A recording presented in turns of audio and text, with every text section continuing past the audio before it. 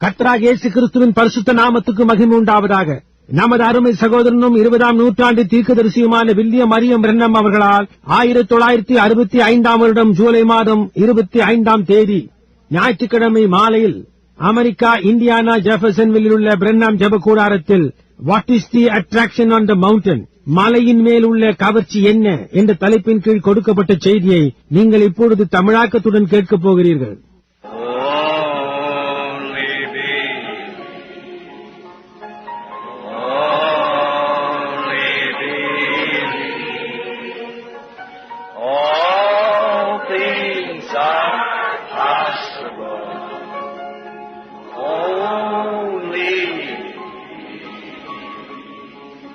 நாம் நம்முடைய தலைகளை இப்பொழுது வணங்குவோம். பிதாவாகிய தேவனே, இன்றிரவு எங்களுடைய உத்தமமான ஜெபம் இதுவே. இந்த நாட்களிலே நீர் இந்த ஜனங்களுக்காக எல்லாவற்றையும் செய்கிறதை கண்டு நாங்கள் இப்படி ஜெபிக்கிறோம். அதனால் கர்த்தாவே, நாங்கள் விசுவாசித்தால் மட்டும் போதும் என்று கேட்கிறோம். எழுதப்பட்ட வார்த்தை எங்களுக்கு வெளிப்படுகிறதை நாங்கள் அப்படியே அது சத்தியம் என்று விசுவாசிக்கிறோம். இந்த காரியங்களை அழியும் பிதாவே, இன்று காலையில் எங்களுக்கு வேத வாக்கியங்களின் பேரில் நீர் காட்டின வெளிச்சத்திற்காக நாங்கள் உமக்கு நன்றி கூற விரும்புகிறோம்.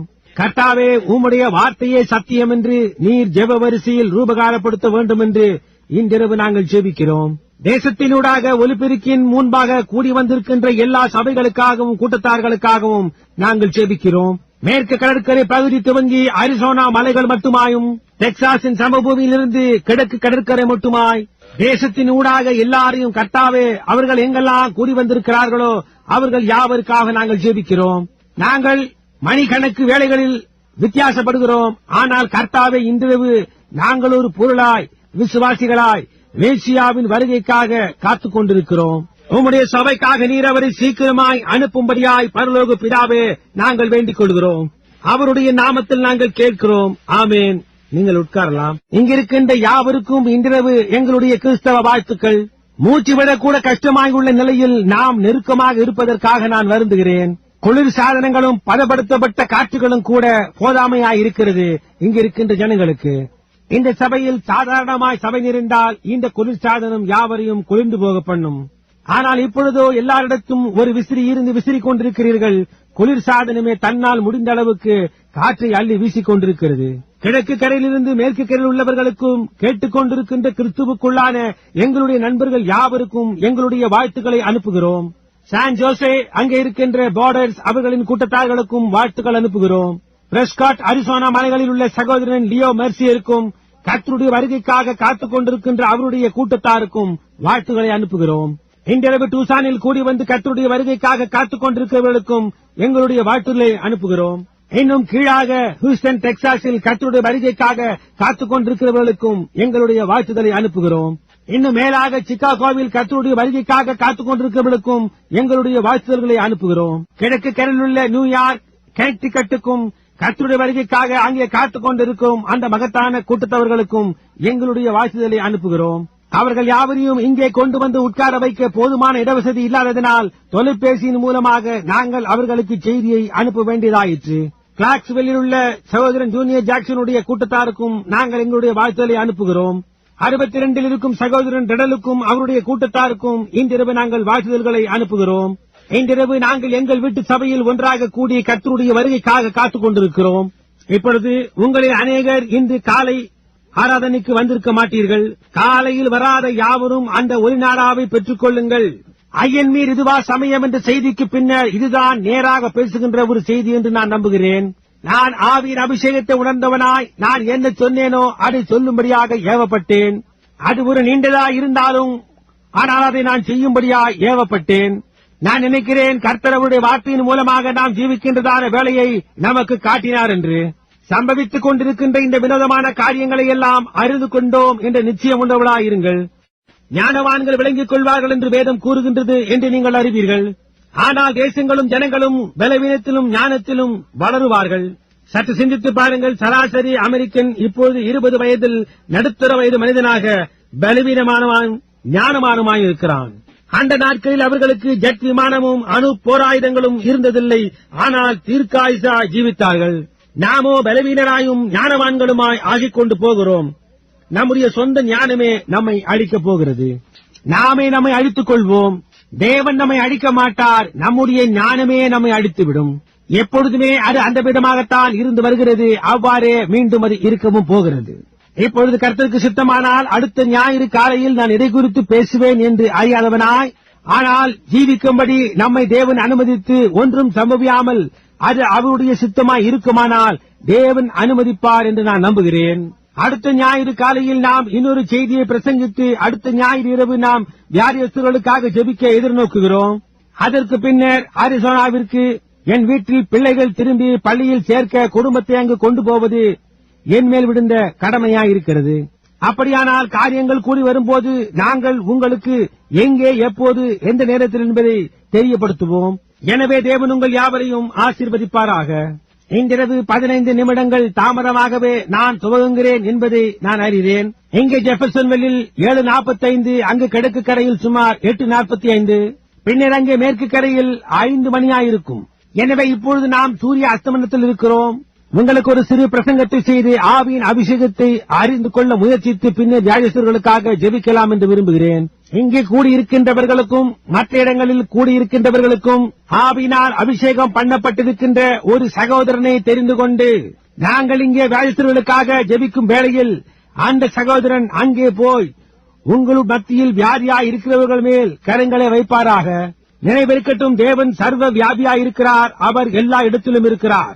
எனவே அங்கே கீழாக டெக்சாஸிலும் கலிபோர்னியாவிலும் மேலே அரிசோனாவிலும் நீங்கள் இருக்கின்ற இடங்களிலும் நாங்கள் வியாதியஸ்தர்களுக்காக ஜெபிக்கும் போது உங்கள் மத்தியில் வியாதியாய் இருக்கின்றவர்கள் மேல் கரங்களை வையுங்கள். தேவன் ஜெபத்திற்கு செவி கொடுத்து பதிலளிப்பார் என்று நான் நிச்சயமாய் நம்பியிருக்கிறேன். வினோதமான காரியம் கடந்த ஞாயிறு இரவன்று சம்பவித்தது. அபிஷேகத்தினால் பகுத்தறிதலின் வரம் பரிசுத்த ஆவியினால் கிரியை செய்து கொண்டிருந்தது. அது ஒரு வினோதமான காரியம்தான். முன்பு ஒரு முறை இங்கு வந்ததிலிருந்து மாதங்களாக வகையறுக்கும் வரிசை நான் வைக்கவே இல்லை. அப்படி இருக்க ஒரு வாக்குத்தத்தத்தோடு இங்கே வருகையில் அவர் அதை செய்வார் என்று உங்களுக்கு தெரியாது. அவர் செய்வார் என்று உங்களால் சொல்ல முடியாது. நீங்கள் அங்கு சென்று காத்திருக்க வேண்டியதாயிருக்கிறது. அவர் ஒப்பற்றவராயிருக்கிறார். அவர் விரும்புகின்றதை செய்கிறவராயிருக்கிறார். ஆனால் அங்கே நின்று அவர் என்ன செய்ய போகிறார் என்பதை காண காத்திருக்கின்ற வேண்டியவர்களாக இருக்கிறோம். பின்னர் அந்த விதமாக அது உங்கள் மேல் கிரியை செய்கிறதை உணர வேண்டியதாயிருக்கிறது. கூட்டத்தின் முடிவில் அது யார் என்று அறியாமல் இருந்தேன். ஆனால் அங்கு எங்கோ வரிசையில் ஒரு உயரமான வழுக்கை தலையாயும் மிகவும் வியாதிப்பட்டவராய் ஒருவர் நின்று கொண்டிருந்தார். பின்னர் சரியாக கடைசியில் ஒரு மனிதன் மேடையின் மேல் தோன்றினான். தலையை கீழே தொங்க போட்டுக் கொண்டு ஏதோ வேதனைப்படுகிறவனாய் வயிற்று பிடித்துக் கொண்டு நின்றார். நான் அவருக்காக ஜெபித்த போது அவர் ஏதோ முதலாவதோ அல்லது இரண்டாவதோ மனிதன் என்று நினைத்தேன். ஏனென்றால் அவர் வழுக்கை தலையாய் தலையை கீழே தொங்க போட்டுக் கொண்டு குனிந்திருந்தார். ஒரு பெரிய உருவம். ஆனால் நான் சுற்றி பார்த்தபோது அந்த நல்ல மனிதன் அங்கே வெளியே உட்கார்ந்து கொண்டிருந்தார். ஆனால் சந்தோஷித்துக் கொண்டிருக்கிறதை நான் கண்டேன். அது எங்கே என்று நான் நினைத்தேன். அது எந்த இடத்தில் என்று என்னால் தீர்மானிக்க முடியவில்லை. என்னால் அதை உணர முடிகிறது. அந்த மனிதனை எனக்கு முன்னால் காண முடிகிறது. அது இந்த விதமாய் சுற்றி இந்த வழியாய் இருக்கின்றதை உணர்ந்தேன். அது எனக்கு பின்னால் இருந்து வருகிறது. நான் சகோதரன் நெவிலையும் இந்த 2 மனிதர்களும் அங்கே உட்கார்ந்திருக்கிறதை கண்டேன். ஆனால் அது அவர்கள் அல்ல. நான் சொன்னேன், அந்த மனிதன் உள்ளே இருக்கின்ற அந்த ஞானசான அறைக்குள் இருக்கிறார் என்று. அது யார் என்று உங்களுக்கு தெரியுமா? சகோதரன் ஷெப்பர்ட். என்னால் அவரை அடையாளம் கண்டுகொள்ள முடியாததற்கு காரணம் அவர் கீழே குறிந்து கொண்டு ஜெபித்துக் கொண்டிருந்தார். அவர் மறுத்து விடுவார் என்று கருதினாராம். கடந்த சில வாரங்களாகவே அப்படி நினைத்துக் கொண்டிருந்தார். அவருடைய மனைவி ஒரு புதிய ஜதை காலணிகளை வாங்கிக் கொள்ளும்படி சொன்னபோது அவர் எனக்கு அது தேவைப்படாது, அவ்வளவு நாட்கள் நான் உயிரோடு இருக்க மாட்டேன் என்று சொன்னார். அன்றொரு நாள் அவர் என்னை சகோதரன் வுட் அவர்களின் வீட்டின் முற்றத்தில் சந்தித்த போது அவர் சத்தமிட்டு தேவனை ஸ்தோத்தரித்தார். நான் பன்றி இறைச்சி, முட்டை, தக்காளி இன்னும் விருப்பமான யாவற்றையும் சாப்பிடுகிறேன் என்றார். அவர் தாழ்மையுடன் தன் இருக்கையை விட்டு எழுந்து வெளியே விலகி போய் ஜெபித்துக் கொண்டிருந்தார். பாருங்கள், உங்களுக்கு ஒரு ஜெப அட்டை தேவையில்லை. உங்களுக்கு தேவையாய் இருக்கிறதெல்லாம் விசுவாசம். உமக்கு சுகம் கிடைத்து விட்டதா அல்லது இல்லையா என்பது எனக்கு தெரியாது என்று நான் சொன்னேன். ஒரு மனிதன் ஜெபித்துக் கொண்டிருக்கிறார். அவனுக்கு ஏதோ கோளாறாய் இருக்கின்றது என்று நான் நினைக்கிறேன். கோளாறு என்ன என்று குறிப்பிட்டதென்று வயிற்று வலியினால் பின்னால் இருந்து ஜெபித்துக் கொண்டிருக்கிறார். கர்த்தராகிய இயேசு கிறிஸ்து உன்னை சுகப்படுத்துகிறார். அவ்வளவுதான் என்னால் சொல்ல முடிந்தது. இருந்த இழுப்பு என்னவென்றால் அவர் ஜெபித்துக் கொண்டிருக்கிறார் என்பதே. என்னால் அதை காண முடிகின்றது. ஆனால் என்ன சம்பவிக்கிறது என்பது எனக்கு தெரியாது. புரிகின்றதா? ஆனால் அது திரும்பி வருகின்றது நீங்கள் காணும்போது. கர்த்தர் உரைக்கிறதாவது என்று கூறும்போது எல்லாரும் அதை அறிந்திருக்கிறீர்கள். பாருங்கள், அப்பொழுது அதை பேசுகின்றது நான் அல்ல, அது அவரே பேசுகிறார். ஆனால் நான் எப்பொழுதுமே இயேசு கிறிஸ்து உங்களை சுகப்படுத்தினார் என்று தான் கூறுவேன். அது முற்றிலும் உண்மையே. நம்முடைய மீறல் நிமித்தம் அவர் காயப்பட்டார், அவருடைய தழும்புகளால் நாம் குணமானோம். பார்த்தீங்களா? புரிகின்றதா? ஆனால் அது கர்த்தர் உரைக்கிறதாவது என்று வந்து என்ன செய்ய வேண்டும் என்றும் என்ன சம்பவிக்கப் போகிறது என்று கூறும்போது அதை கவனியுங்கள். அது அந்த விதமாகவே இருக்கும். ஆனால் இயேசு கிறிஸ்து உங்களை சுகப்படுத்தி உங்களை முற்றிலுமாய் குணமாக்குகிறார் என்று நான் கூறும்போது நீங்கள் அதை விசுவாசியுங்கள். ஏனென்றால் அவர் அதை ஏற்கனவே கூறிவிட்டார். அவர் சொன்னதைத்தான் நான் திருப்பி கூறுகிறேன். ஒரு தரிசனம் என்பது அவர் என்ன காட்டினாரோ அதை மீண்டும் காண்கிறதா இருக்கிறது. உங்களுக்கு புரிகின்றதா? இப்பொழுது நாம் துரிதமாக நேராக வார்த்தைக்கு செல்வோம். ஏனென்றால் உங்களில் அநேகர் இன்றிரவு நீண்ட தூரம் பிரயாணம் செய்ய வேண்டும் என்று எனக்கு தெரியும். மேலும் பாதையிலே தேவன் உங்களை ஆசீர்வதிக்கவும் உதவி செய்யவும் பாதுகாக்கவும் வேண்டும் என்று நான் ஜெபிக்கிறேன். மத்தேயு 21 அதிகாரம் வசனங்கள் 1 முதல் 11 வரைக்குமாய் நான் இன்றிரவு வாசிக்க விரும்புகிறேன். உங்களிடத்தில் வேதாகம் இல்லை என்றால் அல்லது குறித்துக் கொள்ள விரும்பினால் குறித்துக் கொள்ளுங்கள். சரி, இப்பொழுது இந்த செய்தியை காலையில் கேட்காதவர்களுக்கு உங்களிடத்தில் டேப் ரெக்கார்டர்கள் இருக்கிறதா? நாங்கள் ஒளிநாடாக்களை விற்கும்படி முயல்வதில்லை. நாங்கள் எதையுமே விற்பதில்லை. சில சமயங்களில் பெரிய கூட்டங்களில் சில புத்தகங்கள் விற்பனைக்காக உள்ளது என்று அவர்கள் அறிவிப்பார்கள். சகோதரன் லீவேல் அதை எழுதுபவர். அதன் மூலமாய் நாங்கள் பணம் சம்பாதிப்பதில்லை. ஒளிநாடாக்கள் அந்த ஒலிப்பதிவை கண்காணிக்கும் அங்கேயுள்ள அவர்கள் கூறுவார்கள், ஒளிநாடாக்கள் மூலமாய் நாங்கள் ஏதும் பணம் சம்பாதிப்பதில்லை என்று. நாங்கள் ஒளிநாடாக்கள் என்று அவைகளை கருதுவதில்லை, செய்தி என்றுதான் கருதுகிறோம். ஒரு மனிதனுக்கு அவனுடைய சிந்தையில் அது பணம் என்று வருமானால் அவனை அதற்கு பின்னர் ஒளிநாடாக்களை போட விட மாட்டோம். அது சரியே. நான் அதை குறித்து கேட்டுக் கொண்டிருந்தேன். நாங்கள் டேப்புகளை $5 அல்லது $3 அல்லது அதை போன்று ஏதோ அந்த பணத்திற்கு தான் விற்கிறோம். என்ன சொல்ல முடியும்? அந்த பெரிய நீளமான ஒளிநாடாக்களுக்கு $3 அல்லது $4 தான். ஒரு குறிப்பிட்ட ஊழியக்காரனை அவருடைய ஒளிநாடாக்களின் ஒன்றை குறித்து கேட்டோம். அதற்கு $9 விலை. சுமார் 20 அல்லது 30 நிமிட செய்தி ஒன்றுக்கு.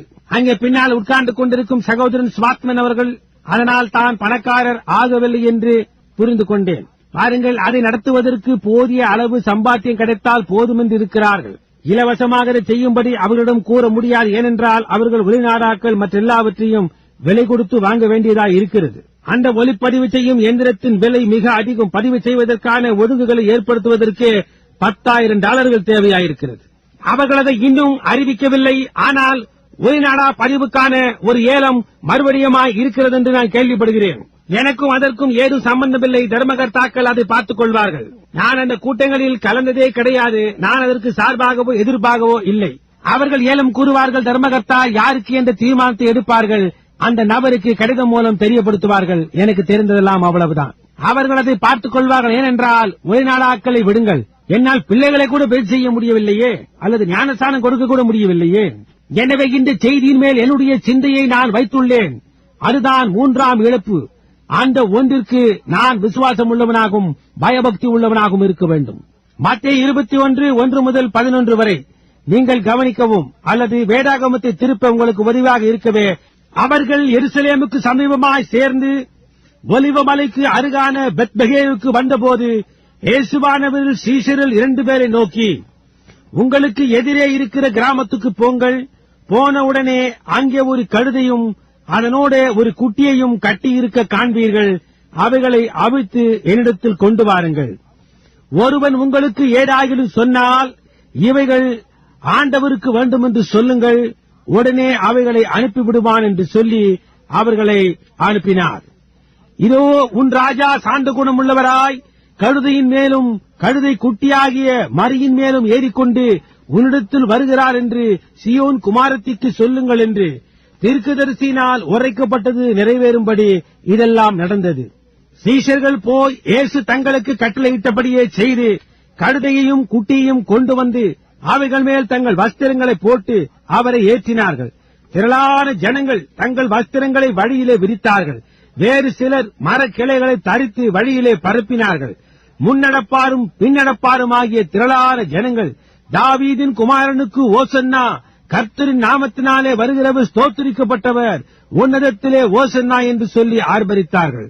அவர் எருசலேமுக்குள் பிரவேசிக்கையில் நகரத்தார் யாவரும் ஆச்சரியப்பட்டு இவர் யார் என்று விசாரித்தார்கள். அதற்கு ஜனங்கள், இவர் கலிலேயாவில் உள்ள நாசரேத்திலிருந்து வந்த தீர்க்கதரிசியாகிய இயேசு என்றார்கள்.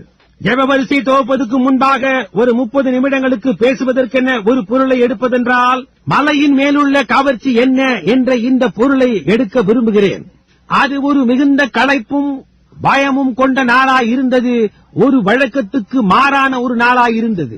பஸ்காவை ஆசரிக்க ஆயத்தமாய் இயேசுவானவர் எருசலேமுக்கு வந்து கொண்டிருக்கிறதை நாம் காண்கிறோம். பஸ்கா எனப்படுவது ஜனங்களின் பாவ நிவர்த்திக்காக பஸ்கா ஆட்டுக்குட்டி அடிக்கப்பட்டு அதன் ரத்தமானது கிருபாசனத்தின் மேல் தெளிக்கப்படுதலாயிருக்கிறது.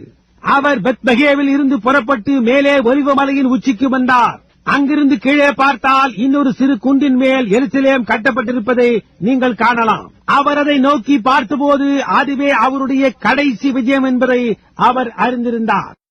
அவர் பாவிகளின் கைகளில் ஒப்புக் கொடுக்கப்பட்டு அவர்களால் கொல்லப்பட வேண்டிய நேரமாய் அது இருந்தது. மானிடர்கள் ஒருபோதும் மரித்திராத அத்தகைய கொடூரமான மரணத்தினால் அவர் மரித்து அடக்கம் பண்ணப்பட போகிறார். அவருக்கு சொந்தமானவர்களால் அப்பொழுது அங்கே அவரோடு நின்று கொண்டிருந்த ஒருவனால் அவர் காட்டிக் கொடுக்கப்பட போகிறார். அவர் தேவனாய் இருந்தபடியினால் அவர்களுடைய இருதயத்தில் என்ன இருக்கிறதென்றும் ஆரம்பத்திலிருந்து யார் அவரை காட்டிக் கொடுக்க போகிறார் என்றும் அவர் அறிந்திருந்தார். அந்த காட்டிக் கொடுப்பவன் அவரோடு கூடவே இருக்கிறான் என்றும் அவருடைய பக்கத்தில் உட்கார்ந்து கொண்டு அவருடைய பணத்தை எண்ணுகிறான் என்றும் எல்லாவற்றையும் அறிந்தவராயிருந்தார். அந்த மனிதன் தான் அவரை காட்டிக் கொடுக்க போகிறான் என்பதையும் அவர் அறிந்திருந்தார். அவருக்காக அங்கே வெளியே ஒரு கொடூர ரோம சிலுவை காத்துக் கொண்டிருக்கிறது என்பதையும் அறிந்திருந்தார். அவருடைய சரீரத்தில் இருக்கும் தண்ணீரும் அவருடைய சரீரத்தில் இருக்கும் ரத்தமும் வேறு பிரிய போகிறது என்றும் அவர் அறிந்திருந்தார். அவருடைய ரத்தமானது பெருந்துளிகளாய் நெற்றியிலிருந்து வேர்வையாய் சிந்தும் என்றும் அவர் அறிந்திருந்தார். அவர் அனைத்தையும் அறிந்திருந்தார். அவைகள் அனைத்தும் அப்பொழுது அவருக்கு முன்பாகவே இருந்தது.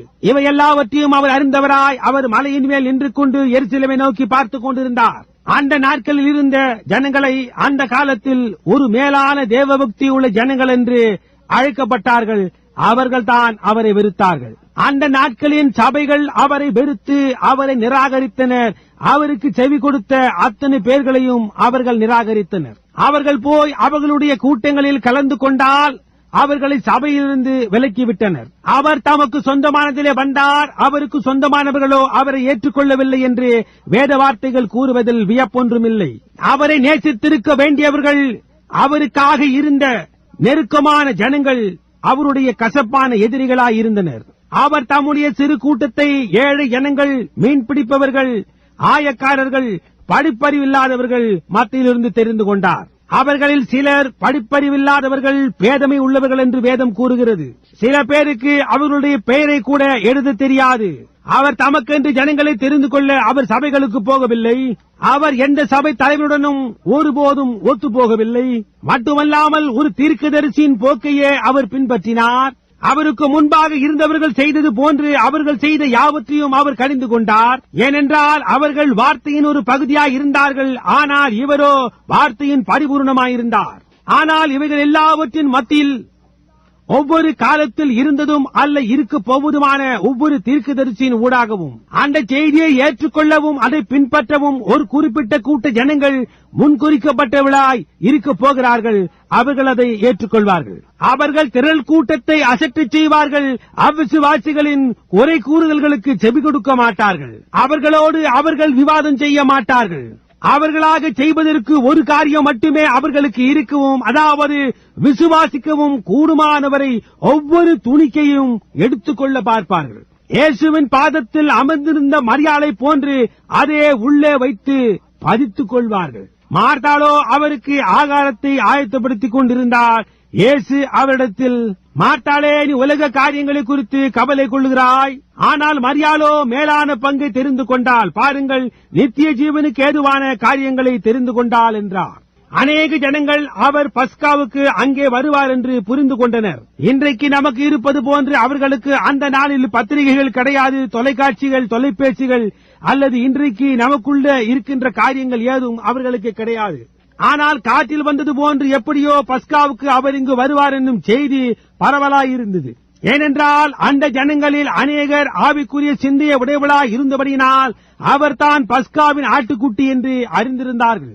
ஏனென்றால் சம்பவிக்க போகின்ற காரியங்கள் யாவையும் குறித்து அவர்களுக்கு ஏற்கனவே சொல்லியிருந்தார். பின்னர் நிச்சயமாக அவர் அங்கே இருப்பார் என்பதை அறிந்தவர்களாய் அவர்கள் செய்த விதத்தில் அவரை நேசித்தார்கள், அவருக்காக காத்துக் கொண்டிருந்தார்கள். ஒரு வாசலில் இருந்து இன்னொரு வாசலுக்கு நெருக்கிக் கொண்டும் தள்ளிக்கொண்டும் போகின்றதான ஒரு கூட்டம் அங்கே இருந்தது. எல்லா வழியிலும் அவர்கள் கவனித்துக் கொண்டிருந்தார்கள். ஏனென்றால் அவர் அந்த மணி வேளைகளின் ஒன்றில் அவர் அங்கு வருவார் என்று அவர்கள் அறிந்திருந்தனர். ஆகவே அவர்கள் கவனித்துக் கொண்டிருந்தனர். மற்ற ஜனங்களோ என்ன ஒரு வாசலில் இருந்து இன்னொரு வாசலுக்கு ஓடுகிறார்களே, என்ன விசேஷம் என்று மற்றவர்கள் வியந்து கொண்டிருந்தனர். கவர்ச்சி என்ன என்றனர். கண்டுபிடிக்கும்படியாய் அவர்கள் இந்த பக்கமும் அந்த பக்கமுமாக பார்ப்பார்கள். பார்ப்பதற்கு ஏதோ காரியத்தை எதிர்பார்க்கிறது போன்று, ஏதோ சம்பவிக்க போகிறதை எதிர்நோக்கிக் கொண்டிருப்பது போன்று அது காணப்பட்டது. ஒரு சில நிமிஷங்களுக்கு என்னுடைய பேசும் பொருளை மாற்றி இன்றைக்கும் காரியம் அந்த விதமாகத்தான் இருக்கிறது என்று கூற எவ்வளவு விருப்பமாயிருக்கிறது. அவர் வர காத்துக் கொண்டிருக்கும் ஜனங்கள் ஒரு மகத்தான எதிர்பார்க்குதலுடனும் எதிர்நோக்கத்துடனும் இருந்தார்கள். நம்மால் அந்த அழுத்தத்தை உணர முடிகிறது. அவர்கள் ஒவ்வொரு அசைவையும் அடையாளத்தையும் தேடிக்கொண்டும் கவனித்துக் கொண்டும் வேத வார்த்தைகளோடு அதை ஒத்து பார்த்துக் கொண்டும் இருக்கின்றனர். அவரை குறித்து சொல்லப்பட்ட எல்லா முன் அறிவிப்புகளையும் முடிவு வரை அவர்கள் கண்டபோது முடிவானது சமீபமாய் இருக்கிறது என்று அறிந்திருந்தார்கள். அவர்கள் அங்கு இருக்க விரும்பினர். எனவே அவர்கள் கவனித்துக் கொண்டிருந்தனர். அந்த கூட்டத்தில் ஒரு சிறு பகுதி சிறுபான்மையோர் அவரை சார்ந்திருந்தனர். சிலர் அவருக்கு எதிராக இருந்தனர். பெரும்பாலோர் 90% அவருக்கு எதிராக இருந்தனர். இன்றைக்கும் அது அந்த விதமாகத்தான் இருக்கிறது. மார்க்க சம்பந்தமான கூட்டங்களில் கிறிஸ்துவும் வார்த்தையும் என்பதற்கு உண்மையாக வரும்போது 1% தான் அதை விசுவாசிக்கிறவர்களாய் இருக்கிறார்கள். என்ன சம்பவித்தாலும் சரி, மற்ற பகுதியானவர்கள் அதற்கு எந்த கவனத்தையும் செலுத்தாமல் அதை ஒரு கேளிக்கையாகவும் தமாஷாகவும் எடுத்துக்கொண்டு எதையாவது சொல்லிவிடுவார்கள். சரியாக அதே விதமாகத்தான் நேரமும் காரியங்களும் அதிகமாக மாறுவதில்லை. சரித்திரம் அப்படியே சொல்லுகிறது. அது ஒரு பயமுள்ள இறுக்கத்தை உருவாக்கியதை நாம் காண்கிறோம். அப்படித்தான் செய்ய வேண்டும், அப்படித்தான் இருக்க வேண்டும். அவர்கள் காத்துக் கொண்டிருந்தனர். அவர் அங்கு வந்தபோது என்ன செய்வார் என்று அவர்கள் வியந்து கொண்டிருந்தனர். அவர் செய்யும் எதையும் பெற்றுக்கொள்ள அவர்கள் விரும்பினர். அவர்களுக்கு அது தேவையாயிருக்கிறது. அவர்கள் அதை காண விரும்பினர். அவர்கள் அவரை விசுவாசித்தனர். மற்றவர்களோ அவர் வரப்போகிறார் என்று கேள்விப்பட்டு அவரை கேலி பரியாசம் செய்யும்படியாய் அங்கே போயிருந்தார்கள். எனவே அந்த எல்லா பயத்துடன் கூடிய எதிர்பார்க்கத்துடன் ஒரு அசாதாரணமான நாளாய், மிக அசாதாரண நேரமாய் சபைகள் உறங்கிக் கொண்டிருக்க, ஜனங்களுடைய உணர்வுகள் கூர்முனையில் நிற்க அங்கே ஜனங்கள் கூடி வந்திருந்தனர். அப்பொழுது அது சம்பவித்தது. ஒலிவமலையின் உச்சியில் ஒரு சிறிய வெள்ளக் கழுதை குன்றின் மேலிருந்து கீழ்நோக்கி நடந்து வந்து கொண்டிருந்தது. ஒரு கூட்ட ஜனங்கள் மதவரி கொண்டவர்களாய் கூச்சலிட்டுக் கொண்டு குருத்தோலைகளை வெட்டி வீதியின் மேல் போட்டுக்கொண்டு அவர்களுடைய மேலங்கிகளை கழற்றி வழியில் விரித்து கர்த்தரின் நாமத்தில் வருகிற தாவீதின் குமாரனுக்கு ஓசன்னா என்று சத்தமிட்டனர். இந்த சிறு கழுதையின் மேல் ஏறி வருகிறவர் அந்த வேளையின் அபிஷேகம் பண்ணப்பட்ட மேசியாவே அன்றி வேறு யாரும் அல்ல. தேவன் அப்பொழுது என்ன செய்து கொண்டிருந்தார்? அந்த மலையின் உச்சியில் உள்ள அந்த கவர்ச்சி என்ன? தேவன் சரித்திரம் உண்டாக்கிக் கொண்டும் தீர்க்க தரிசனத்தை நிறைவேற்றிக் கொண்டும் இருக்கிறதாய் அது இருந்தது. அது எப்பொழுதுமே ஒரு கவர்ச்சியை ஏற்படுத்திக் கொண்டிருந்தது. அது எல்லா குற்றம் கண்டுபிடிக்கிறவர்களையும், இந்த காலை செய்தியின்படி வல்லூறுகளையும் கழுகுகளையும் கூட மேலே கொண்டு வருகிறதா இருக்கிறது. புரிகின்றதா? என்ன சம்பவிக்கிறது என்று காணும்படியாக அவைகள் ஒன்று சேர்ந்து வருகின்றது. சிலர் அறிந்து கொள்ள ஆவல் கொண்டவர்களாய் வருகிறார்கள். சிலர் குறை கண்டுபிடிக்க வருகிறார்கள். மற்றவர்கள் குற்ற விமர்சனம் செய்ய வந்தனர். எல்லா விதமானவர்களும் அங்கே ஒன்று கூடினர். இன்று காலையில் நாம் கூறினது போன்று விசுவாசிகள், போலி விசுவாசிகள், அவிசுவாசிகள். மலையின் மேல் என்ன நடக்கிறது? தீர்க்க தரிசனம் நிறைவேறிக் கொண்டிருக்கிறது. இப்பொழுது என்ன சம்பவிக்கிறது என்று நாம் பார்ப்போம். இப்பொழுது சகரியாவின் புத்தகத்தில் 9ஆம் அதிகாரம் 9ஆம் வசனம். தீர்க்கதரிசிகளில் ஒருவனாகிய சகரியா ஆவியில் பேசி இதை சொன்னான். சியோன் குமாரத்தியே மிகவும் களிகூறு, எருசலேம் குமாரத்தியே கெம்பீரி. இதோ உன் ராஜா உன்னிடத்தில் வருகிறார்.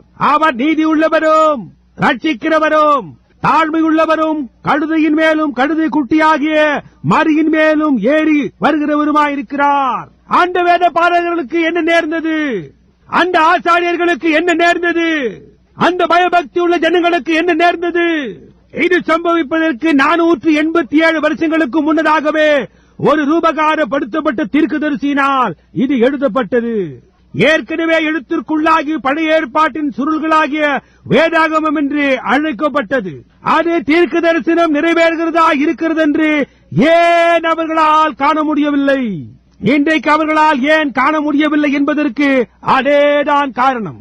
அவர்கள் உபதேசத்துக்கு பதிலாக மனிதர்களுடைய பாரம்பரியங்களை ஜனங்களுக்கு போதித்து தேவனுடைய வார்த்தையை வியர்த்தமாக்கினர். வேதபாரகர்கள், போதகர்கள், ஊழியர்கள், ஆவிக்குரிய மனிதர்கள், அவ்வாறு அழைக்கப்படுபவர்கள், அபிஷேகம் பண்ணப்பட்டவர்கள், இவர்கள் வேதத்தை மட்டுமே வாசிப்பார்கள். என்ன சம்பவித்துக் கொண்டிருக்கிறது என்று அவர்கள் வியப்படைய மாட்டார்கள். அது என்னவென்று அறிந்திருப்பார்கள். தேவன் தம்முடைய வார்த்தையை நிறைவேற்றிக் கொண்டிருக்கிறார். சரித்திரம் உண்டாக்கப்பட்டுக் கொண்டிருக்கிறது. தீர்க்க தரிசனம் நிறைவேற்றப்படுகிறது. உலகத்திற்கு ரட்சிப்பு வந்து கொண்டிருக்கிறது. எல்லா தீர்க்கதரிசிகளும் எதிர்நோக்கிக் கொண்டிருந்த அந்த மகத்தான நாள் வந்து கொண்டிருக்கிறது. கல்லறைகளில் இருந்த யாவரும் அந்த நாளுக்காய் காத்துக் கொண்டிருந்தார்கள். அது உண்மை. அதை சற்று சிந்தித்து பாருங்கள். மரித்த யாவும் சாட்சியாய் தங்கள் ரத்தத்தை சிந்தின எல்லா நீதிமான்களும் தீர்க்கதரிசிகளும் அந்த நாளை எதிர்நோக்கிக் கொண்டிருந்தனர். அப்பொழுதுதான் அவர் சத்தமிட்டு, எருசலேமே, எருசலேமே, தீர்க்கதரிசிகளை கொலை செய்து உன்னிடத்தில் அனுப்பப்பட்ட நீதிமான்களை கல்லெறிகிறவளே, கோழி தன் குஞ்சுகளை தன் சிறகுகளின் கீழே கூட்டி சேர்த்துக் கொள்ளும் வண்ணமாக நான் எத்தனை தருமோ உன் பிள்ளைகளை கீட்டி சேர்த்துக் கொள்ள மனதாகிருந்தேன். உங்களுக்கோ மனதில்லாமல் போயிற்று. இப்பொழுதோ உன்னுடைய வேலை வந்தாயிற்று. கல்லறைக்குள் இருந்த எல்லாரும், ஆபிரகாம், ஈசாக்கு, யாக்கோபு, எல்லா தீர்க்கதரிசிகளும் அந்த மணி வேலைக்காக காத்துக் கொண்டிருந்தனர். ஆனால் சபையோ அதற்கு குருடாயிருந்தது. இந்த சத்தத்தை எல்லாம் உண்டாக்குகிற இவன் யார்? இவன் யார்? ஒரு சமயம் சொன்னார்களே, அந்த ஆளின் பெயர் என்ன? அந்த தச்சனின் மகன் அல்லவோ அது? நமக்கு அவரை தெரியுமே. இந்த ஞானத்தை அவன் எங்கிருந்து பெற்றான்?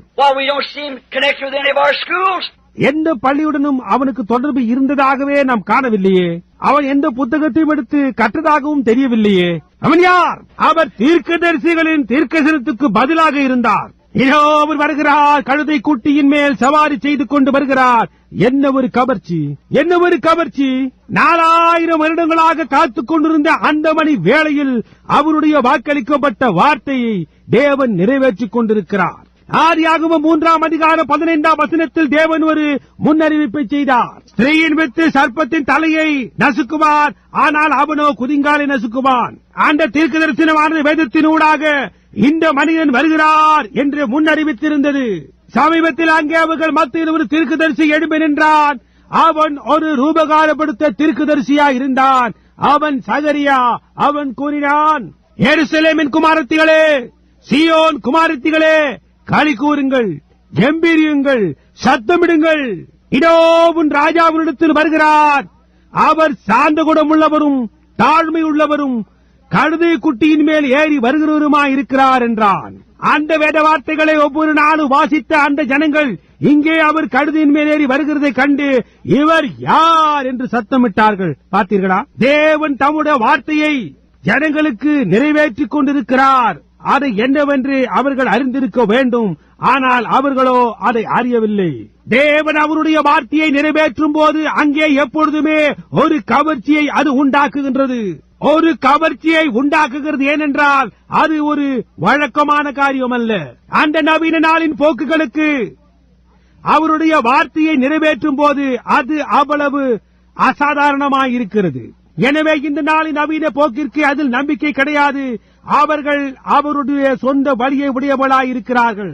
நாம் திரும்பி வேத வார்த்தைகளுக்குள்ளாக போய் வழக்கத்துக்கு மாறான சில சம்பவங்களை எடுத்து தேவன் எப்பொழுது அவருடைய தீர்க்க தரிசனத்தை நிறைவேற்றுகிறார் ஒரு சில நிமிடங்களுக்கு பார்ப்போம்.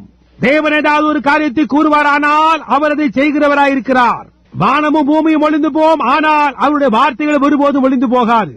எனவே அது எப்பொழுதும் ஒரு காட்சியை, வழக்கத்துக்கு மாறான ஒரு காட்சியையே அது உண்டாக்குகிறது. வார்த்தையை விசுவாசிக்க வேண்டிய ஜனங்களுக்கு தேவனுடைய வார்த்தை எவ்வளவு கேலித்தனமாய் உள்ளது என்பதை கவனியுங்கள். இருந்த போதிலும் அவர்கள் சரி இது என்ன என்று சத்தமிடுகிறார்கள். இந்த காரியத்தை நீங்கள் எங்கே பெற்றீர்கள்? இவர் யார்? இது என்ன? ஆனால் அவர்களோ கர்த்தருடைய நாமத்தினால வருகிற ராஜாவுக்கு ஓசன்னா என்று சத்தமிட்டுக் கொண்டிருக்க வேண்டியவர்களாயிருந்தார்கள். ஆனால் அங்கேயோ ஒரு சிறு கூட்டமே அதை செய்து கொண்டிருந்தது. 4000 வருடங்களாக கூறப்பட்ட தீர்க்க தரிசனம், ஏனென்றால் ஒரு தேசத்திற்கு சம்பவிக்கக்கூடிய ஒரு மகத்தான சம்பவம், ஏனென்றால் மரித்த எல்லா ஜனங்களுடைய நம்பிக்கையும் அதன் மேல் சார்ந்திருந்தது, அதனுடைய எல்லா வருங்காலமும் அதன் மேல் சார்ந்திருந்தது. ஆனால் விசுவாசிக்கிறோம் என்று உரிமை பாராட்டுகிற அந்த மார்க்க சம்பந்தமான ஜனங்களோ அவர் யார் என்று சத்தமிடுகிறார்கள். கவர்ச்சி என்ன? ஏதோ வடக்கத்துக்கு மாறானது. அதை குறித்து அது மாறுவதே கிடையாது. இப்பொழுதும் வடக்கத்துக்கு மாறாக இருக்கிறது. நான் இப்பொழுது கூறினது போன்று நாம் சில வடக்கத்துக்கு மாறான காரியங்களை இப்பொழுது எடுத்து பார்ப்போம். நியாய தீர்ப்பு உலகத்தை தாக்கி அதை அழித்து போடுவதற்கு முன்பாக உண்டான கவர்ச்சி என்னவென்று பார்ப்போம். 120 வயது நிரம்பிய ஒரு வயதான மனிதன் மெருக்குவதற்கு தண்ணீர் இல்லாத போது ஒரு பேழையை செய்து கொண்டிருந்தான்.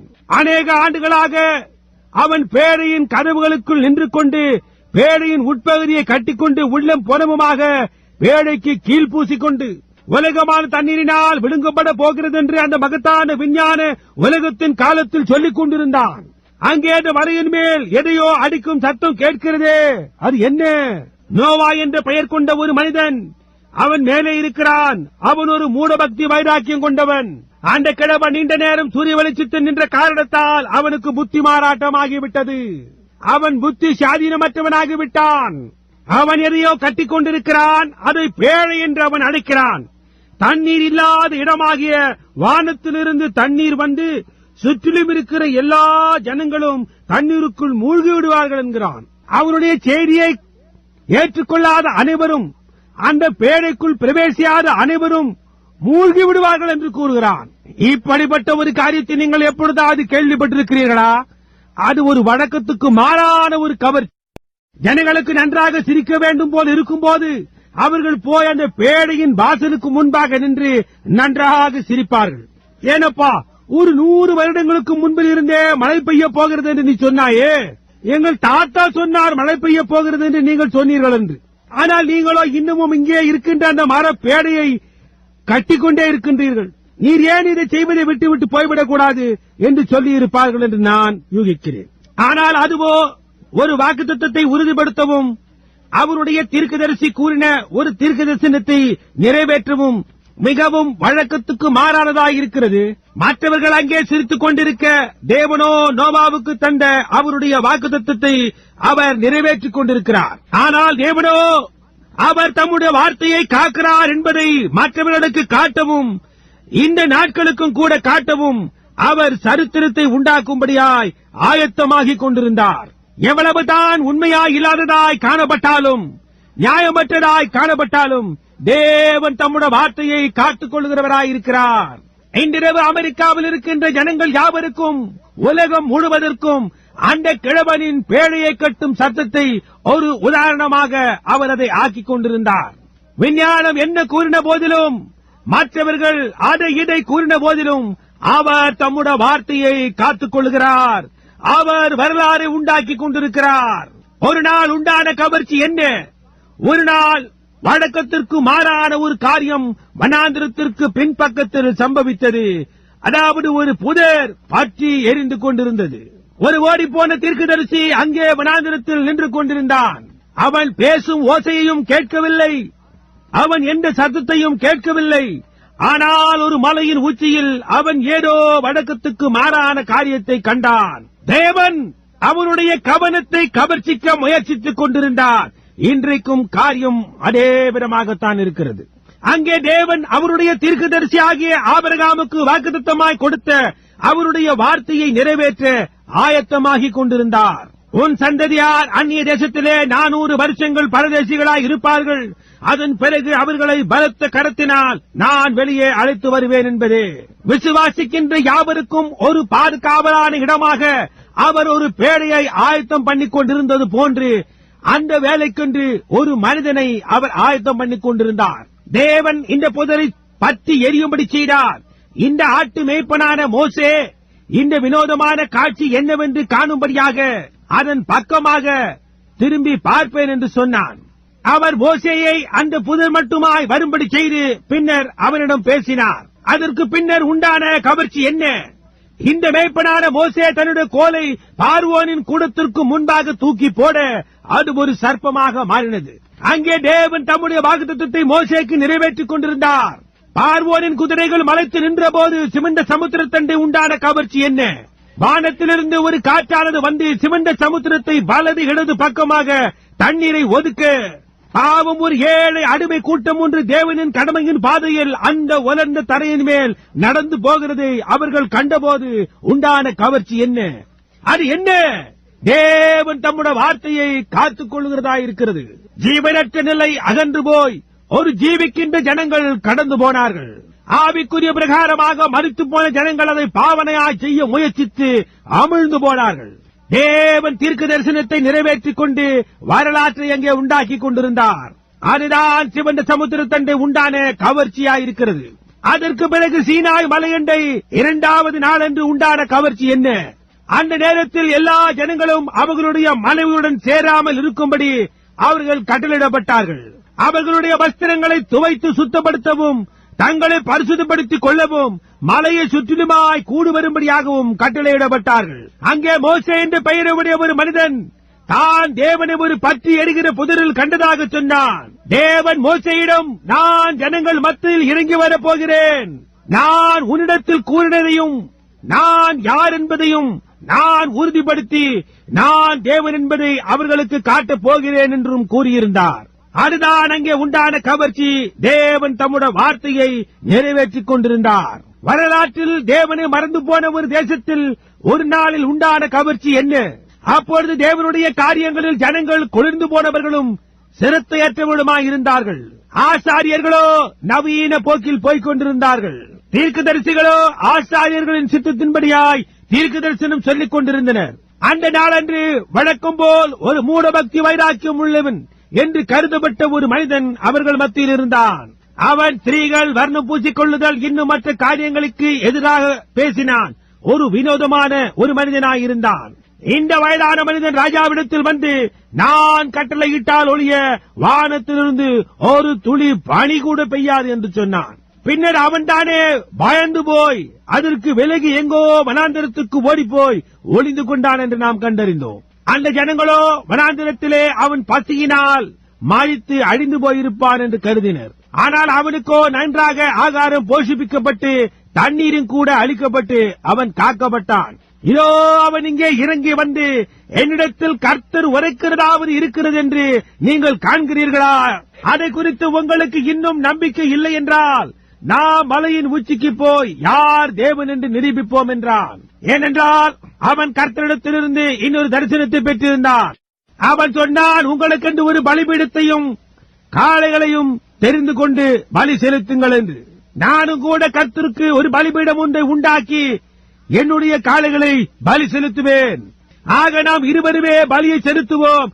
எந்த தேவனோ அவர் பதிலளிக்கட்டும் என்று சொன்னான். தேவன் அதை அவனிடம் சொல்லாமல் அவன் அதை ஒருபோதும் சொல்லி இருக்கவே மாட்டான். கடைசியில் அவன் அபிதமாய் கூறுகிறான், கர்த்தாவே, நான் இந்த காரியங்களை எல்லாம் உம்முடைய வார்த்தையின்படியே செய்தேன் என்றான். ஆனால் அங்கே கவர்ச்சி என்ன? அங்கே அதில் 400 ஆசாரியர்கள் மலையின் மேல் நின்று கொண்டிருந்தனர். ராஜா அங்கே ரதத்தின் மேல் வந்திருந்தான். அவனுடைய பரிவாரங்கள் அவனை சுற்றி நின்று கொண்டிருந்தனர். இந்த வயதான ரோமம் நிறைந்த வினோதமான முகப்பாவனை உடைய வழுக்கு தலையாயும் முகத்தில் மயிர் தொங்கிக் கொண்டும் இருந்த இவன் ஆட்டுத்தோலை உடுத்தினவனாய், சரீரம் முழுவதும் ரோமம் உள்ளவனாய், கரத்தில் ஒரு தடியையும் இன்னொரு கரத்தில் எண்ணெயையும் கலசத்தையும் உடையவனாய் நின்று கொண்டிருந்தான். 3 ஆண்டுகளுக்கு முன்னர் என் வாக்கின்படியே அல்லாமல் வானத்திலிருந்து ஒரு சொட்டு பனி கூட பெய்யாதென்று இவன் தான் சொன்னவன். இவன் தேவனுடைய ஸ்தானத்தை எடுத்துக்கொண்டு அவர் கூறுகின்ற அந்த வட்ட வடிவமான ஒளியோடும் நிழலோடும் எடுத்துக்கொண்டான். இந்த வயதான மூடபக்தி வைராக்கியம் உள்ள கிழவன் இந்த ஜனங்கள் எல்லாரையும் அழைத்துக் கொண்டு மலையின் உச்சிக்கு வந்து நின்று கொண்டிருந்தான். அங்கே கவர்ச்சி என்ன? அங்கே அவனுடைய தீர்க்கதரிசி கூறியது சரி என்று ரூபகாரப்படுத்த தேவன் ஆயத்தப்பட்டுக் கொண்டிருந்தார். அது தேவன் தீர்க்க தரிசனத்தை நிறைவேற்றுகிறதா இருந்தது. மட்டுமல்லாமல் தேவன் வரலாற்றை உண்டாக்கிக் கொண்டும் வார்த்தையை நிரூபித்துக் கொண்டும் இருந்தார். அதன் பின்பு சில நூற்றுக்கணக்கான ஆண்டுகளுக்கு பின்னர் ஒரு மனிதன் அதே ஆவியின் அபிஷேகம் பண்ணப்பட்டவனாயிருந்தான். அவனுடைய தகப்பன் ஒரு ஸ்தாபனத்தை சேர்ந்தவனாய் ஆச்சாரியத்தின் முறையின்படியான ஒருவனாய் இருந்தும் அவன் ஒரு ஸ்தாபனத்தோடு தொடர்பு இல்லாதவனாய் வனாந்திரத்திலிருந்து வந்தான். ஆனால் அவன் ஆட்டுத்தோலை உடுத்தினவனாய் வனாந்திரத்திலிருந்து வெளியே வந்தான். முகமெல்லாம் மயிருள்ளவனாய் பழுப்பு நிறமாய் இருப்பதற்கு பதிலாக கருப்பாய் இருந்தது. எருசலேம் யூதேயா எங்கும் உள்ளவர்களை கவர்ச்சிக்கத்தக்கதாக இந்த மனிதனுடைய கவர்ச்சி தான் என்ன? அவர்களில் சிலர் அங்கே ஒரு காட்டுத்தனமான ஒரு மனிதன் இருக்கிறான், அவன் ஜனங்களை தண்ணீரில் மூழ்கடிக்க பார்க்கிறான், இப்படிப்பட்ட ஒரு காரியத்தை யாராவது கேள்விப்பட்டிருக்கிறீர்களா என்று வெளியே சொல்லிக் கொண்டு சென்றார்கள். மற்றவர்களோ அறிந்து கொள்ள வாஞ்ச உள்ளவர்களாய் இந்த மனிதன் மேசியாவாக இருக்க வேண்டும் என்றனர். அவர்களில் சிலர் அவன் தீர்க்கதரிசிகளில் ஒருவராய் இருக்கலாம் என்றனர். என்னவா நினைப்பதென்றே அவர்களுக்கு தெரியவில்லை. ஆனால் அதுதான் என்ன? அது ஏசாயா 40 தேவன் நிறைவேற்றிக் கொண்டிருக்கிறதா இருக்கிறது. அதில் அவர் கடைசி நாட்களில் அவர் என்ன செய்வார் என்றும் அவர் எப்படியாய் தம்முடைய ஊழியக்காரனை அனுப்புவார், அவன் என்ன செய்வான் என்றும் கூறியுள்ளார். அதன் பின்னர் சில வாரங்கள் கழித்து அந்த மனிதன் அவனுடைய செய்தியை குறித்து அவ்வளவு நிச்சயம் உள்ளவனாய் ஜனங்களை பார்த்து, உங்கள் மத்தியில் ஒருவர் இருக்கிறார், அவருடைய பாதரட்சைகளை சுமக்கிறதற்கு நான் பாத்திரன் அல்ல, நான் உங்களுக்கு ஜலத்தினால் ஞானஸ்நானம் கொடுக்கிறது போல அவர் உங்களுக்கு பரிசுத்த ஆவியினாலும் அக்கினினாலும் ஞானஸ்நானம் கொடுப்பார் என்று கூறினான் என்று பார்த்தோம். ஒரு நாள் ஒரு சாதாரண வாலிபமான மனிதன் சுமார் 30 வயது இருக்கலாம் நடந்து வந்து யோர்தானில் ஞானஸ்நானம் பெற்றார். அந்த மனிதன் அங்கு வந்தபோது அந்த தீர்க்கதரிசியினால் அப்பேற்பட்ட ஒரு கவர்ச்சி அங்கே உண்டானது. அந்த தீர்க்கதரிசி அந்த நாளன்று வினோதமாய் நடந்து கொண்டான். யோர்தானின் தண்ணீர் அண்டையில் அவன் ஆசாரியர்களோடு வாக்குவாதம் செய்து கொண்டிருந்த போது ஜனங்கள் அதை பார்த்துக் கொண்டிருந்தார்களே தவிர வேறொன்றும் செய்ய முடியவில்லை. அவர்கள் சொன்னார்கள், தேவன் இந்த பலிபீடத்தை கட்டினார், தேவன் இது செய்யும்படியாய் எங்களிடம் சொன்னார். மோசேதான் தீர்க்கதரிசி, நாங்கள் மோசேயை விசுவாசிக்கிறோம், பலி ஒரு காலம் நீக்கப்பட மாட்டாது என்றான். யோவான் இவ்வாறு பதிலளிப்பதை என்னால் கேட்க முடிகிறது. தானியேல் தீர்க்கதரிசி வேதத்தில் என்ன கூறியிருக்கிறான் என்று நீங்கள் வாசித்ததில்லையா? அன்றாட பலி நீக்கப்படும் என்று கூறியிருக்கிறானே, அந்த மணி வேலையானது வந்துவிட்டது. ஏசாயா 40ஆம் அதிகாரத்தில் என்ன கூறியிருக்கிறான் என்று நீங்கள் வாசித்ததில்லையா? வழியை ஆயத்தப்படுத்துங்கள் என்று வனாந்திரத்திலே கூப்பிடுவருடைய சத்தம் உண்டாயிற்று என்று வாசித்ததில்லையா? எனக்கு அங்கே 2 தீர்க்க தரிசனங்கள் இருக்கின்றன. இன்னொரு காரியம், 400 வருஷங்களுக்கு முன்பாக தீர்க்கதரிசி மல்கியாவை நீங்கள் அடையாளம் கண்டு கொள்ளவில்லையா? மல்கியா 3ஆம் அதிகாரத்தில், இதோ நான் என் தூதனை அனுப்புகிறேன், அவன் எனக்கு முன்பாக போய் வழியை ஆயத்தம் பண்ணுவான் என்று கூறியுள்ளான். இந்த சம்பவம் தீர்க்க தரிசனத்தை நிறைவேற்றுகிறது என்று உங்களுக்கு தெரியாதா? தீர்க்க தரிசனமானது நிறைவேறிக் கொண்டிருந்தது. சரியாக அந்த நேரத்தில் இந்த தீர்க்கதரிசியானவன் திரும்பி பார்த்து, இதோ வருகிறது, உலகத்தின் பாவத்தை சுமந்து தீர்க்கிற தேவாட்டுக்குட்டி என்றான். இப்பொழுது கவர்ச்சி என்ன? அது தீர்க்கதரிசியிடத்திலிருந்து அவனுடைய தீர்க்க தரிசனத்திடமாய் மாறி வந்தது. இப்பொழுது பாருங்கள் என்ன நடந்தேறுகிறது என்று. இங்கே ஒரு சாதாரண மனிதன் வருகிறார், ஒருவருக்கும் அவரை தெரியாது. ஒரு தச்சனின் குமாரன் நடந்து தண்ணீருக்குள்ளாக வருகிறார். அந்த மகத்தான தீர்க்கதரிசி ஆகிய யோவான் அப்பொழுது அவரை பார்த்து, நான் உம்மாலே ஞானஸ்நானம் பெற வேண்டியதா இருக்க நீர் இடத்தில் வரலாமா என்றான். அதற்கு அவர், இப்பொழுது இடங்கொடு, தீர்க்கதரிசியும் வார்த்தையும் என்ற முறையில் எல்லா நீதியையும் நாம் நிறைவேற்றுவது நமக்கு ஏற்றதா இருக்கிறது என்றார். எனவே பலியானது செலுத்தப்படுவதற்கு முன்னதாக கழுவப்பட வேண்டும் என்பதை அவன் புரிந்து கொண்டு அவருக்கு ஞானஸ்நானம் கொடுத்தான். ஐயோ, அவர் தண்ணீரிலிருந்து வெளியே எழும்பி வந்தபோது அங்கே வேறொரு கவர்ச்சி ஏற்பட்டது. அவ்வளவு பற்றுள்ளனாய் அவருடைய காலத்தையும் நேரத்தையும் அறிவித்த இந்த தீர்க்கதரிசியானவன் அவன் மேல் நோக்கி பார்த்தபோது வானம் திறந்திருக்க கண்டான். தேவ ஆவியானவர் புறாவை போல் அவர் மேல் இறங்கி வந்து அமருவதை அவன் கண்டான். அப்பொழுது ஒரு சத்தம் உண்டாகி, இவர் என்னுடைய நேசகுமாரன், நான் இவரில் வாசம் பண்ண பிரியமாய் இருக்கிறேன் என்றது. தேவன் ஒரு தீர்க்கதரிசியின் செய்தியை ரூபகாரப்படுத்துகிறார். அதுதான் யோர்தானின் கவனத்தை கவர்ச்சிக்கிறதா இருந்தது. சற்று முன்பு ஒரு சகோதரன் பாடினான் அல்லது பாட வேண்டி இருக்கிறது. அதாவது, மலையின் மேல் தூரத்தில் ஒரு கரடுமுரடான குரூர சிலுவை நிற்கிறது என்ற பாடல். கல்வாரி மணியின் மேல் உண்டான கவர்ச்சி என்ன? பக்தி மார்க்கத்தார்கள் அவரை ஆக்கினைக்குள்ளாக்கி ரோம அரசாங்கம் அவருக்கு மரணாக்கினியை விதித்தது. இங்கே 2 கள்ளர்கள் மத்தியில் அவர் அங்கே தொங்கிக் கொண்டு தாகத்தினால் நாவறண்டு அவருடைய சரீரத்திலிருந்த ரத்தம் ஒழுகிக் கொண்டிருந்தது. அங்கே அவர் தொங்கிக் கொண்டு, என் தேவனே, என் தேவனே, ஏன் என்னை கைவிட்டீர் என்றார். அங்கே நின்று கொண்டு அதை நோக்கி பார்த்துக் கொண்டிருந்த பக்திமான்களுக்கு பழைய ஏற்பாட்டின் தீர்க்க தரிசனம் அங்கே அந்த நேரத்தில் கல்வாரியில் சந்திக்கப்படுகிறது என்பது அவர்களுக்கு கொஞ்சம் கூட தெரியாதிருந்தது. தாவீதும் கூட ஆவிக்குள்ளாகிய மற்ற தீர்க்கதரிசிகளைப் போல அவன் மேல் இருந்தது போல் நடந்து கொண்டான். சங்கீதம் 22 தாவீது, என் தேவனே, என் தேவனே, ஏன் என்னை கைவிட்டீர்? என் எலும்புகளை எல்லாம் அவர்கள் நோக்கி பார்க்கிறார்கள், என் கைகளையும் என் கால்களையும் உருவ குத்தினார்கள் என்று சத்தமிட்டான். அவனுக்கு தான் ஏதோ சம்பவித்தது போன்று தாவீது அங்கே பேசிக் கொண்டிருந்தான். அங்கே பேசினது தாவீது அல்ல, தாவீதுக்கு உள்ளாக இருந்த கிறிஸ்துவே. வெவ்வேறு தீர்க்கதரிசிகளினால் உரைக்கப்பட்ட அதே தீர்க்க தரிசனம் கல்வாரி மலையின் மேல் நிறைவேறிக் கொண்டிருந்தது. கல்வாரி மலையின் மேல் காணப்பட்ட கவர்ச்சிதான் என்ன? தேவன் தம்முடைய வார்த்தையை நிறைவேற்றிக் கொண்டிருக்கிறார். மலையின் மேல் ஏற்பட்ட இன்னொரு கவர்ச்சி பெந்தேகோஸ்தே நாளன்று சம்பவித்தது. அவர்கள் எல்லாரும் ஒரு மத சம்பந்தமான பண்டிகையின் போது மலையின் மேல் வந்திருந்த போது மூடபக்தி வைராக்கியம் எல்லோரையும் ஒழித்து விட்டோம் என்று நினைத்துக் கொண்டிருந்தது. 10 நாட்களாக அவர்களை பற்றி ஒன்றையுமே கேள்விப்படவே இல்லை. ஆனால் திடீரென்று தேன்கூட்டிலிருந்து வெளிக்கிளம்பி வரும் தேனீக்கள் போல கட்டிடத்தின் மேலிருந்து அவர்கள் புறப்பட்டு கூச்சலிட்டுக் கொண்டு வீதியை நோக்கி ஓடி வந்தனர். இது என்ன? இதன் அர்த்தம்தான் என்ன? இவர்கள் எல்லாரும் வெறி கொண்டிருக்கிறார்களா? கவனியுங்கள். ஒரு தீர்க்கதரிசிக்கு இருக்க வேண்டிய வழங்கின்படி அங்கே அவர்கள் மத்தியில் ஒரு தீர்க்கதரிசி எழும்பி நின்று, இஸ்ரவேலரே, யூதேயாவிலும் எருசலேமிலும் வாசம் பண்ணுகிற ஜனங்களே, நீங்கள் எல்லாரும் அணிந்து கொள்வீர்களாக. என் வார்த்தைகளுக்கு செவி கொடுங்கள். நீங்கள் நினைக்கிறபடி இவர்கள் வெறி கொண்டவர்கள் அல்ல. ஆனால் தீர்க்கதரிசியாகிய யோவேலினால் உரைக்கப்பட்டபடியே கடைசி நாட்களில் நான் மாம்சமான யாவர் மேலும் என் ஆவியை ஊற்றுவேன் என்பது அங்கே நடந்தேறிக் கொண்டிருந்தது. அதுதான் அங்கே கவர்ச்சி. பக்தியுள்ள ஜனங்கள் ஜீவாதிபதியை சிலுவையில் அறைந்து மற்ற எல்லா காரியங்களை செய்த பின்னும் பரிசுத்த ஆவியின் வருகையை குறித்த வாக்குத்தத்தத்தை இன்னும் காண முடியாதவர்களாயிருந்தனர். இவர் யார்? இதன் அர்த்தம் என்ன? இந்த ஜனங்களுக்கு சம்பவித்ததுதான் என்ன என்பதே கவர்ச்சியாயிருந்தது. ஓ என்ன, இன்றைக்கும் காரியம் அதே விதமாகத்தான் இருக்கிறது. இந்த வேலைக்கதை கொண்டு வரும்படியாக இவைகளில் அநேகவற்றை தவிர்ப்போம். இன்றைக்கும் காரியம் அதே விதமாகத்தான் இருக்கிறது. அதே காரியம் சம்பவித்துக் கொண்டிருக்கின்றது. இந்த பேரிரைச்சல் என்ன என்ற அதே கேள்வி கேட்கப்படுகிறது. நீங்கள் தெருக்களை மேலும் கீழுமாக பாருங்கள். கார்கள் மிச்சிகனில் இருந்து பிளாரிடாவுக்கும் மெயினிலிருந்து கலிபோர்னியாவுக்கும் போய்க் கொண்டிருப்பதை பார்க்கலாம். இன்று காலையில் இல்லை, சரியாக பிற்பகலில் நான் கார் ஓட்டிக் கொண்டு போகும்போது வீடுகளில் நானும் என் மனைவியும் கார்களில் உள்ள லைசன்ஸ்களை பார்த்துக் கொண்டே வந்தோம். அப்பொழுதுதான் எனக்கு இந்த பேசும் பொருளை, இதன் அர்த்தம் என்ன? சரியாக அப்படியே சொல்லி இருக்கிறபடியே பிணம் எங்கேயோ அங்கே கழுகுகள் கூடும்.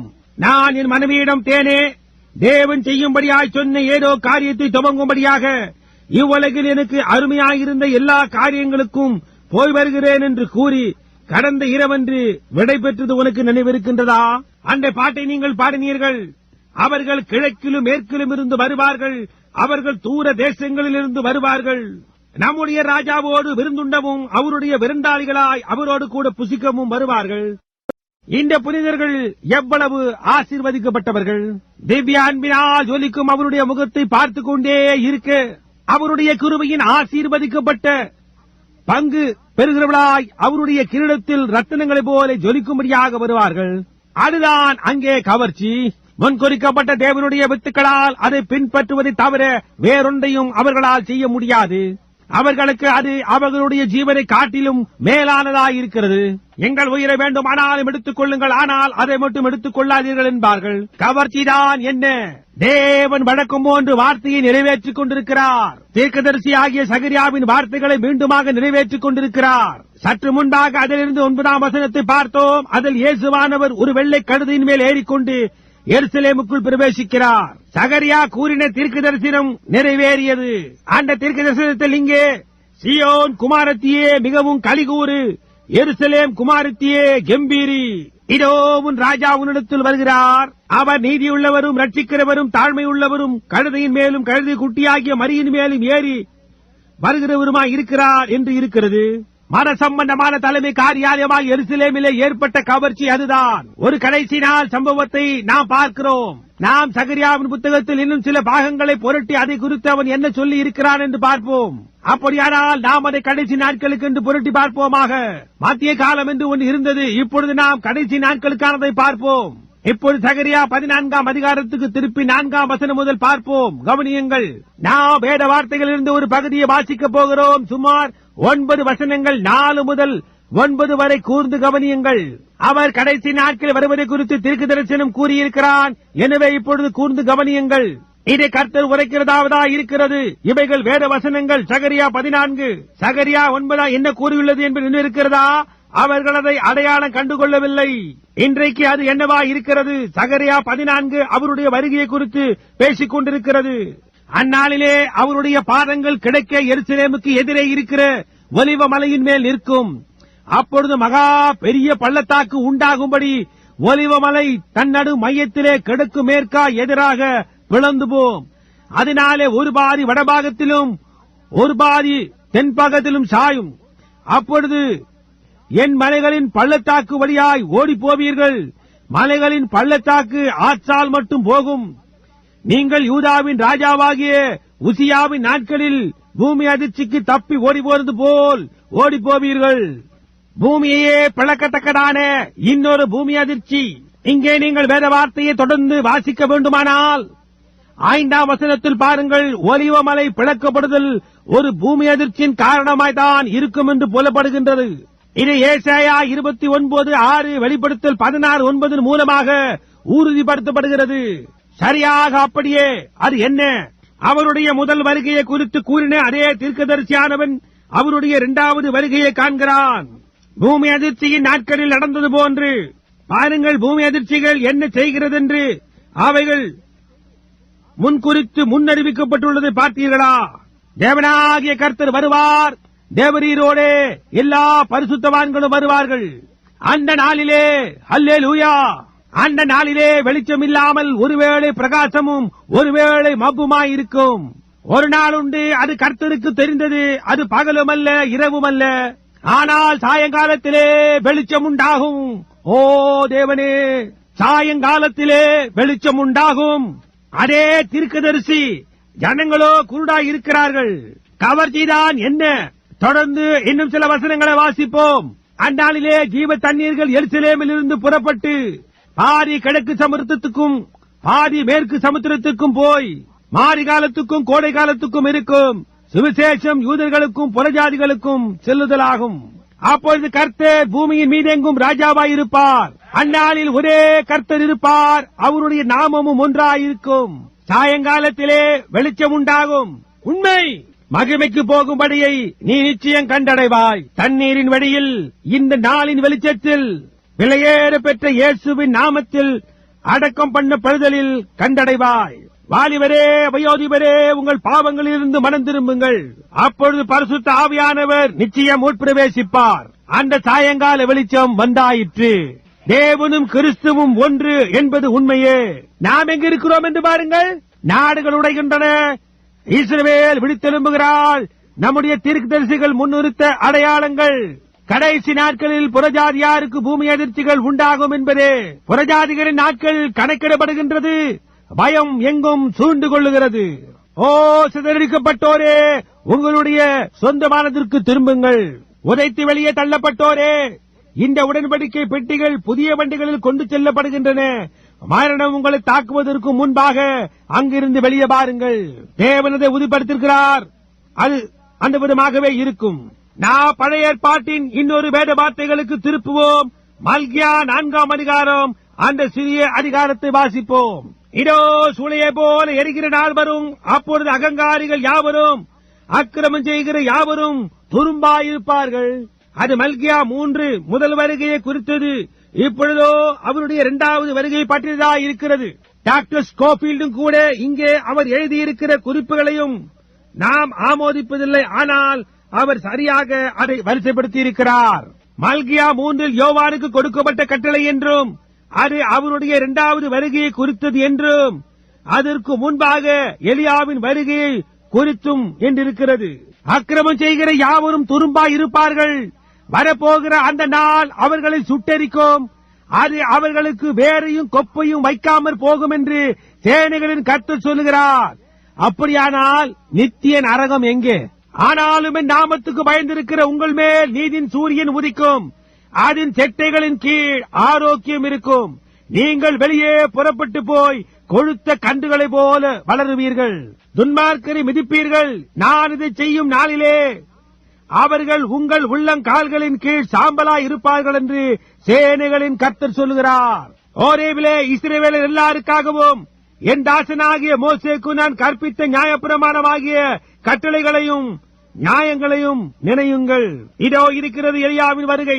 இதோ நான் உங்களுக்கு எலியா தீர்க்கதரிசி அனுப்புகிறேன். பழைய ஏற்பாட்டை முடிக்கும் கடைசி வேதவாக்கியம். கர்த்தருடைய பெரிதும் பயங்கரமான நாள் வருகிறதற்கு முன்னே நான் உங்களிடத்திற்கு எலியா தீர்க்கதரிசியை அனுப்புகிறேன். அது யோவானாக இருக்க முடியாது. அது இருக்க முடியாது. பாருங்கள், உலகம் எரிந்து நீதிமான்கள் துன்மார்க்கின் சாம்பலை மிதிக்கவில்லை. பாருங்கள், இல்லை இல்லை. கர்த்தருடைய பெரிதும் பயங்கரமான நாள் வருகிறதற்கு முன்னே நான் வந்து பூமியை சங்காரத்தால் அடிக்காதபடிக்கு அவன் பிதாக்களுடைய இருதயத்தை பிள்ளைகளிடத்திற்கும் பிள்ளைகளுடைய இருதயத்தை பிதாக்களிடத்துக்கும் திருப்புவான். எலியாவின் 2 வருகைகளையும் குழப்பாதபடியாய் எவ்வளவு பிழையற்ற விதமாய் பரிசுத்த ஆவியானவர் அதை உரைத்துள்ளார் என்பதை கவனியுங்கள். மல்கியா 3ஆம் அதிகாரம், இதோ நான் என் தூதனை எனக்கு முன்பாக அனுப்புகிறேன் என்று கூறுகிறது. யோவானை குறித்து இயேசுவிடம் கேட்கப்பட்ட போது அவர் சொன்னார், நீங்கள் ஏற்றுக்கொள்ள மனதாக இருந்தால் வருகிறவனாகிய எலியா இவன்தான்.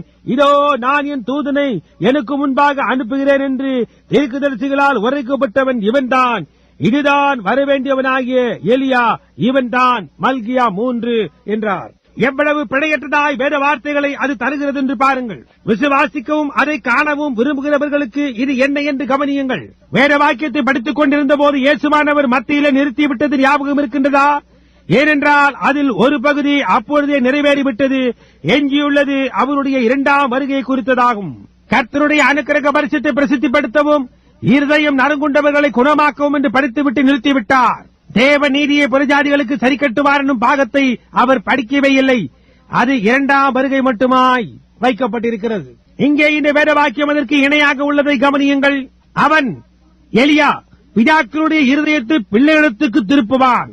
இது மல்கியா 4 பேசுகிறது. இதை மல்கியா 3 இணைத்து குழப்பிக் கொள்ளாதீர்கள். யோவான், எலியா இவர்கள் கிறிஸ்துவின் 1ஆம் வருகை நாட்களுக்கு முன்னதாக வந்தவன். பழைய கோத்திர பிதாக்களுடைய இருதயத்தை புதிய செய்திக்கு பிள்ளைகளுடைய இருதயத்துக்கு திருப்பினான். இப்பொழுது கவனியுங்கள், பிள்ளைகளின் இருதயத்தை பிதாக்களுக்கு திருப்புவான். அவருடைய 2ஆம் வருகையில் கடைசி நாட்களில் அவன் மீண்டுமாக அப்போஸ்தல விசுவாசத்துக்கு திருப்புவான். வேத வாக்கியங்கள் எவ்வளவு பரிபூர்ணமாக வரிசைப்படுத்தப்பட்டிருக்கிறது என்று பாருங்கள்.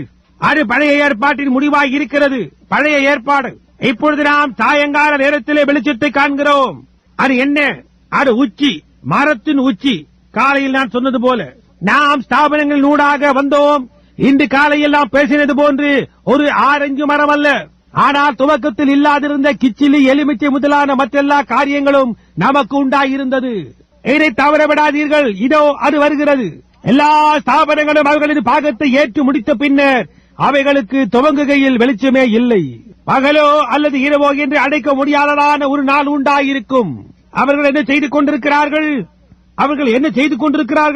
ஆரஞ்சு மரத்தின் மேல் எலுமிச்சை என்ன செய்து கொண்டிருக்கிறது?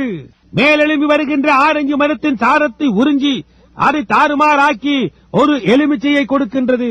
ஸ்தாபனங்கள் அதையே தான் தேவனுடைய வார்த்தைக்கு செய்கிறது. அவர்களுடைய பாரம்பரியங்களால் தேவனுடைய வார்த்தையை அவமாக்கி போட்டார்கள். அது கர்த்தருடைய ஆவியானவர் உரைக்கிறதாவதாயிருக்கிறது. அவர்கள் எலுமிச்சை கிச்சிலி முதலாவதைத்தான் கொண்டு வந்தார்கள் ஒழிய ஆரஞ்சு பழங்களை அல்ல. ஆனால் தீர்க்கதரிசி என்ன கூறினான்? நம்முடைய இன்று இரவின் பொருளை சொன்ன அதே தீர்க்கதரிசி கூறினான், எருசலேம் குமாரத்தியே கெம்பீரி, சியோன் குமாரத்தியே கலிகூறு. இதோ உன் ராஜா தாழ்மை உள்ளவராய் கழுதை குட்டியாகிய மரியின் மேல் ஏறி உன்னிடத்தில் வருகிறார். கவனியங்கள், அதே தீர்க்கதரிசி முதிர்ச்சி அடையும் காலம் வரும் என்று கூறினார். பழத்தை முதிர்ச்சி அடைய செய்யவே சூரியன் பூமியின் மேல் அனுப்பப்பட்டிருக்கிறது. அதனால் ஏன் முதிர்ச்சி அடைய செய்ய முடியவில்லை? முதிர்ச்சி அடைய செய்ய அங்கே பழங்கள் ஒன்றுமில்லை, ஆனால் ஜீவன் மட்டும் பிரயாணம் செய்து கொண்டே இருக்கிறது. ஒரு ஆரஞ்சு பழமாய் இருக்கும்படியாக அந்த சாரம் கிச்சிலி பழம் மட்டுமாய் வந்து அது ஒரு ஸ்தாபனம் என்றும் அது ஒரு கிச்சிலி என்றும் கண்டது. அது மீண்டுமாய் சென்று இந்த முறை எலுமிச்சையாய் வெளிவந்தது. மீண்டுமாய் மேலெழும்பி சென்று வேறு ஏதோ ஒன்றாக வெளிவந்தது. கடைசியாக மரத்தின் உச்சிக்கு வந்து அங்கே தாஞ்சலமாகவோ பாரி ஆரஞ்சும் பாரி எலுமிச்சையுமாய் வெளிவந்தது. ஒரு கலப்பு இனமாக, ஒரு தாறுமாறாக்கப்பட்ட காரியமாக வெளிவந்தது. ஆரஞ்சு மரத்தின் சாரத்தில் ஜீவித்துக் கொண்டிருக்கிறது. பதர் என்பது தெரிந்து கொள்ளப்பட்டவர்களை ஏறக்குறைய வஞ்சிக்கும் ஆரஞ்சு போன்று காணப்படுகின்றது. ஆனால் ஆரஞ்சு அல்ல. அவள் ஸ்தாபனங்களை எல்லாம் தாண்டி போய் வளரும் போது அங்கே வெளிச்சம் உண்டாயிருக்கும். அவள் ஸ்தாபனங்களை எல்லாம் கடந்து மீண்டுமாய் மலரும் போது அவள் பூமிக்குள் சென்ற போது இருந்தது போன்றதான ஆரஞ்சு பழங்களை கொண்டு வருவாள். அப்பொழுது வெளிச்சம் உண்டாயிருக்கும். இந்த கவர்ச்சி என்ன சம்பவித்துக் கொண்டிருக்கின்ற இது என்ன? தேவனுடைய வார்த்தையை நிறைவேற்றிக் கொண்டிருக்கின்றது. இது எப்படி நடக்கும் என்று பழைய ஏற்பாட்டின் 2 சாட்சிகள் உள்ளன. புதிய ஏற்பாட்டிலிருந்து நாம் யோவான் 14:12 எடுப்போம். என்னை விசுவாசிக்கிறவன் நான் செய்கிற கிரியைகளை தானும் செய்வான் என்று இயேசு கூறியிருக்கிறார். மேலும் லூக்கா 17:22 முதல் 30 வரையில் அவர் இந்த விதமாய் கூறியிருக்கிறார். லோத்துரின் நாட்கள் நடந்தது போல, சோதோம் எரிவதற்கு முன்பு நடந்தது போல மனுஷகுமாரன் திரும்பி வரும்போதும் அப்படியே இருக்கும். அந்த நாளில் மனுஷகுமாரன் வெளிப்படுத்தப்படுவார். வேத வார்த்தைகளை சற்று நோக்கி பாருங்கள். மனுஷகுமாரன் இயேசு கிறிஸ்து நேற்றும் இன்றும் என்றும் மாறாதவராயிருக்கிறார். ஸ்தாபனங்களை எல்லாம் தாண்டி வளர்ந்து மரத்தின் உச்சிக்கு வளர்ந்து விட்டார். யோவான் 14 அல்லது 15 அவர் என்ன கூறியுள்ளார்? என்னில் இருந்து கனி கொடாதிருக்கிற ஒவ்வொரு கிளையும் வெட்டப்பட்டு அக்கினியில் தூக்கி எரியப்பட்டு வெந்து போம். ஆனால் நல்ல கனி கொடுக்கிற கிளையோ சுத்தம் பண்ணப்படும். அங்கே உண்மையான முன்மாரியும் பின்மாரியும் இந்த சின்ன கழுதையின் மேல் ஏறி வருகிறோடு கூட வருகின்ற சிறிய கூட்டத்தார் மேல் பெய்யும். எளிமையும் தாழ்மையும் எந்த சந்தேகமும் அல்லது ஸ்தாபனமும் இன்றி கர்த்தருடைய நாமத்தினாலே வருகின்ற ராஜாவுக்கு ஓசன்னா என்று சத்தமிட்டுக் கொண்டிருந்தார்கள். இன்றைய காரியம் என்ன? மலையின் மேல் பாடப்பட்ட கவர்ச்சி என்ன? சமீபத்தில் இந்த பிரசங்க பீடத்தில் நிற்கும் போது பரிசுத்த ஆவியினால் இப்படி கூறப்பட்டது. ஒரு நாள் வரும், அப்பொழுது உன் வீட்டிற்கு முன்னால் ஒரு முளையை அடித்து உன்னுடைய கதவை எடுத்து நகர்த்தப் போகிறார்கள். நீயோ கோபம் கொள்ளாமல் வேறுபடியாய் செல்வாய் என்றார். என்னுடைய கதவு துண்டிக்கப்பட்டு மலைகளில் சாய்த்து வைக்கப்பட்டிருந்ததை நான் கண்டேன். என் வீட்டின் முன்னால் மலை தோண்டப்பட்டு பலகைகளும் மற்ற காரியங்களும் அங்கே வைக்கப்பட்டிருந்தது. யாரோ அவைகளை நொறுக்கி போட்டார்கள். நான் நோக்கி பார்த்தபோது அங்கே ஒரு சிறிய ரிக்கி நின்று கொண்டு அந்த கதவை பிடுங்கி அதை செய்து கொண்டிருந்தான். நான் அவனிடம், நீ ஏன் இதை என்னிடம் முதலில் சொல்லவில்லை என்றேன். அவன் என்னிடத்தில் சாமர்த்தியமாய் நடக்க பார்த்தான். எனவே நான் அவனை அடித்தேன். குத்துச்சண்டை செய்வதை விட்டுவிட்ட பிறகு நான் செய்ததே கிடையாது. ஆனால் நீ இதை அறிந்து கொள்ள வேண்டும் என்பதற்காக இதை செய்கிறேன் என்று சொல்லி ஒரு குத்து விட்டேன். அவன் கீழே விழுந்தவுடன் திரும்ப அவனை தூக்கி நிறுத்தி மீண்டும் ஒரு குத்து விட்டேன். அவன் கீழே விழுந்து விட்டான். நான் அவனை 3-4 முறைகள் தூக்கி நிறுத்தி அந்த விதமாய் குத்தினேன், உதைத்து மலையண்டை தள்ளினேன். எனவே பின்னர் நான் அங்கே போய் செய்த காரியம் சரியல்ல என்றேன். அவனை தூக்கி நிறுத்தி அவன் கைகளை குலுக்கினேன். எனக்கு உன்மேல் கோபமில்லை, ஆனால் நீ என்னிடத்தில் அந்த விதமாய் பேசக்கூடாது என்பது நீ அறியும்படிக்கே இதை நான் செய்தேன் என்று சொன்னேன். பின்பு நான் அப்படியே திரும்பி வந்தபோது அங்கே பரிசுத்த ஆவியானவர் கதவண்டை நின்று கொண்டிருந்தார். அவர் சொன்னார், இதை கண்டு கொள்ளாதே, அந்த முளை அடிக்கப்படும் போது நீ மேற்கு பக்கமாக போய்விடு என்று அந்த தரிசனத்தில் சொன்னார். எனக்கு தேவையாய் உள்ளதெல்லாம் இந்த புத்தகமே. இந்த புத்தகம் ஒரு நல்ல பரிகாரம். இது காட்டுகின்ற பாதை என் கஷ்டங்களினின்று என்னை விலக்கிச் செல்ல முடிகின்றது. அப்படியானால் அந்த புத்தகம் வார்த்தையே, அந்த வார்த்தை தேவனுடையது. உலக கஷ்டங்களை கடந்து போக நீ என்ன செய்ய வேண்டும் என்று நான் உனக்கு சொல்லுகிறேன். 3 வருடங்களுக்கு முன்னர் பட்டண நிலம் அளப்பவர், எனக்கு பக்கத்தில் உள்ள சந்தில் வசிப்பவர், என்னுடைய நண்பர் ஒரு முளையடிக்கும் சத்தத்தை கேட்டேன். நான் அங்கே போய், மட் என்ன விஷயம் என்றேன். திரு கிங் அவர்களின் குமாரன் என்னுடைய நண்பன். அவன் பில்லி அவர்கள் இந்த பாதையை அகலப்படுத்த போகிறார்கள் என்றான். உங்கள் எல்லாருக்கும் அது நினைவிருக்கும். நான் சொன்னேன், ஒரு கால் பாலமாய் இருக்கலாம். நான் சகோதரன் வுட்டிடம் உங்களுடைய சொத்தை அப்படியே வையுங்கள், ஒரு கால் அந்த பாலம் இந்த வழியாய் வரலாம் என்றேன். அந்த சந்து அங்கே பிளக்கப்பட்டு கற்களும் பாறைகளும் எல்லா இடங்களிலும் தூக்கி வீசப்பட்டது. எனவே நான் சொன்னேன், உங்கள் சொத்தை அப்படியே வையுங்கள் என்று. திருவாளர் கிங் சொன்னார், அது சம்பவிக்க போகின்றது என்று. நான் உள்ளே போய் என் மனைவியிடம், அவள் அங்கே உட்கார்ந்து கொண்டிருந்தாள். தேரையறை குறித்து ஏதோ எழுதி வைக்கப்பட்டு இருக்கிறது, எங்கேயோ அது கர்த்தர் உரைக்கிறதா இருக்கிறது என்றேன். நான் உள்ளே போய் என்னுடைய புத்தகத்தை கொண்டு வந்தேன். அதை பார்த்தபோது இந்த விதமாய் சம்பவிக்கும் என்று எழுதியிருந்தது. 8 வருஷங்களுக்கு பிறகு அது சம்பவித்தது. பின்னர் நான் அதை நோக்கி பார்த்தபோது, தேனே, இப்பொழுது நேரம் வந்துவிட்டது, நாம் மேற்கு பக்கம் திரும்ப வேண்டும் என்று சொன்னேன். அதற்கு 2 நாட்கள் கழித்து காலை 10 மணி இருக்கும் நான் அறையில் நின்று கொண்டிருந்தேன். உடனே நான் தேவனுடைய ஆவிக்குள்ளாகி ஒரு சிறு கூட்ட புறாக்கள் பறந்து கொண்டிருப்பதை கண்டேன். அந்த சிறு பறவைகளை பார்த்துக் கொண்டே இருந்தேன். உங்களுக்கு அது நினைவிருக்கின்றதா? ஒரு பிரமிட் வடிவில் 7 தூதர்கள் என்னை நோக்கி வேகமாய் வந்து கொண்டிருக்கிறதை நான் கண்டேன். அவர்கள் மேற்கு பக்கமாக திரும்பு, வடகிழக்காக 40 மைல் தூரத்தில் டூசானுக்கு போ, அங்கே ஒரு சிறு முள்ளை உன் கால் சட்டையில் இருந்து எடுப்பா என்றது. சகோதரன் பிரெட் சாட்மன் அங்கே உட்கார்ந்து கொண்டு நேராக நோக்கி பார்க்கிறார். அன்று காலையில் அவர் அங்கே இருந்தார். நான் அதை அப்படியே மறந்துவிட்டேன். நான் சொன்னேன், ஒரு பூமி அதிர்ச்சியை போன்று ஒரு பெரிய வெடிச்சத்தம் கேட்டது. தேசத்தில் உள்ள எல்லாவற்றையுமே அது அசைத்தது. ஒரு மனிதனால் அதிலிருந்து எப்படி தப்ப முடியும் என்று எனக்கு புரியவில்லை. நான் பயந்து போனேன். நான் பீனிக்ஸில் நின்று கொண்டிருந்தேன். இன்றிரவு என்னை கேட்டுக் கொண்டிருப்பவர்கள் அனைவரும் அதற்கு சாட்சிகள். ஐயன் மீன், இதுவா சமயம்? நாம் எங்குள்ளோம் என்பதை குறித்து நான் பிரசங்கித்தேன். நாம் எங்கே இருக்கிறோம்? நான் மேற்கே சென்றேன். உங்களில் அநேகரிடம் அந்த ஒளிநாடாய் இருக்கிறது. உங்களில் அநேகர் நான் அதை கூறும்போது கேட்டிருக்கிறீர்கள். அது சம்பவிப்பதற்கு 1 ஆண்டிற்கு முன்னர் என்று நினைக்கிறேன் என்றார். என்ன சம்பவிக்கப் போகிறது என்று வியந்து கொண்டே நான் மேற்கு நோக்கி போனேன். ஒரு நாள் எனக்கு கட்டடத்திலிருந்து ஒரு அழைப்பு வந்தது. நான் என் மனைவியிடம், தேனே, ஒருவேளை என்னுடைய வேலை முடிந்து விட்டது போலும் நான் நினைக்கிறேன். தேவனை பொறுத்த மட்டில் என் வேலை முடிந்து விட்டது, நான் வீட்டிற்கு போகலாம் என்று நினைக்கிறேன். நீ போய் பில்லியை கூட்டிக் கொண்டு வா, பிள்ளைகளை கொண்டு போ, தேவன் உனக்கு ஒரு வழியை உண்டாக்குவார். போ, தேவனுக்கு உண்மையாய் ஜீவி, பிள்ளைகள் பள்ளியை படித்து முடிக்கும்படி பிரயாசி, கர்த்தருடைய போதனைகளில் பிள்ளைகளை வளரென்றேன். அவள் சொன்னால், பில்லி, அதுதான் உண்மை என்று உனக்கு தெரியாதே.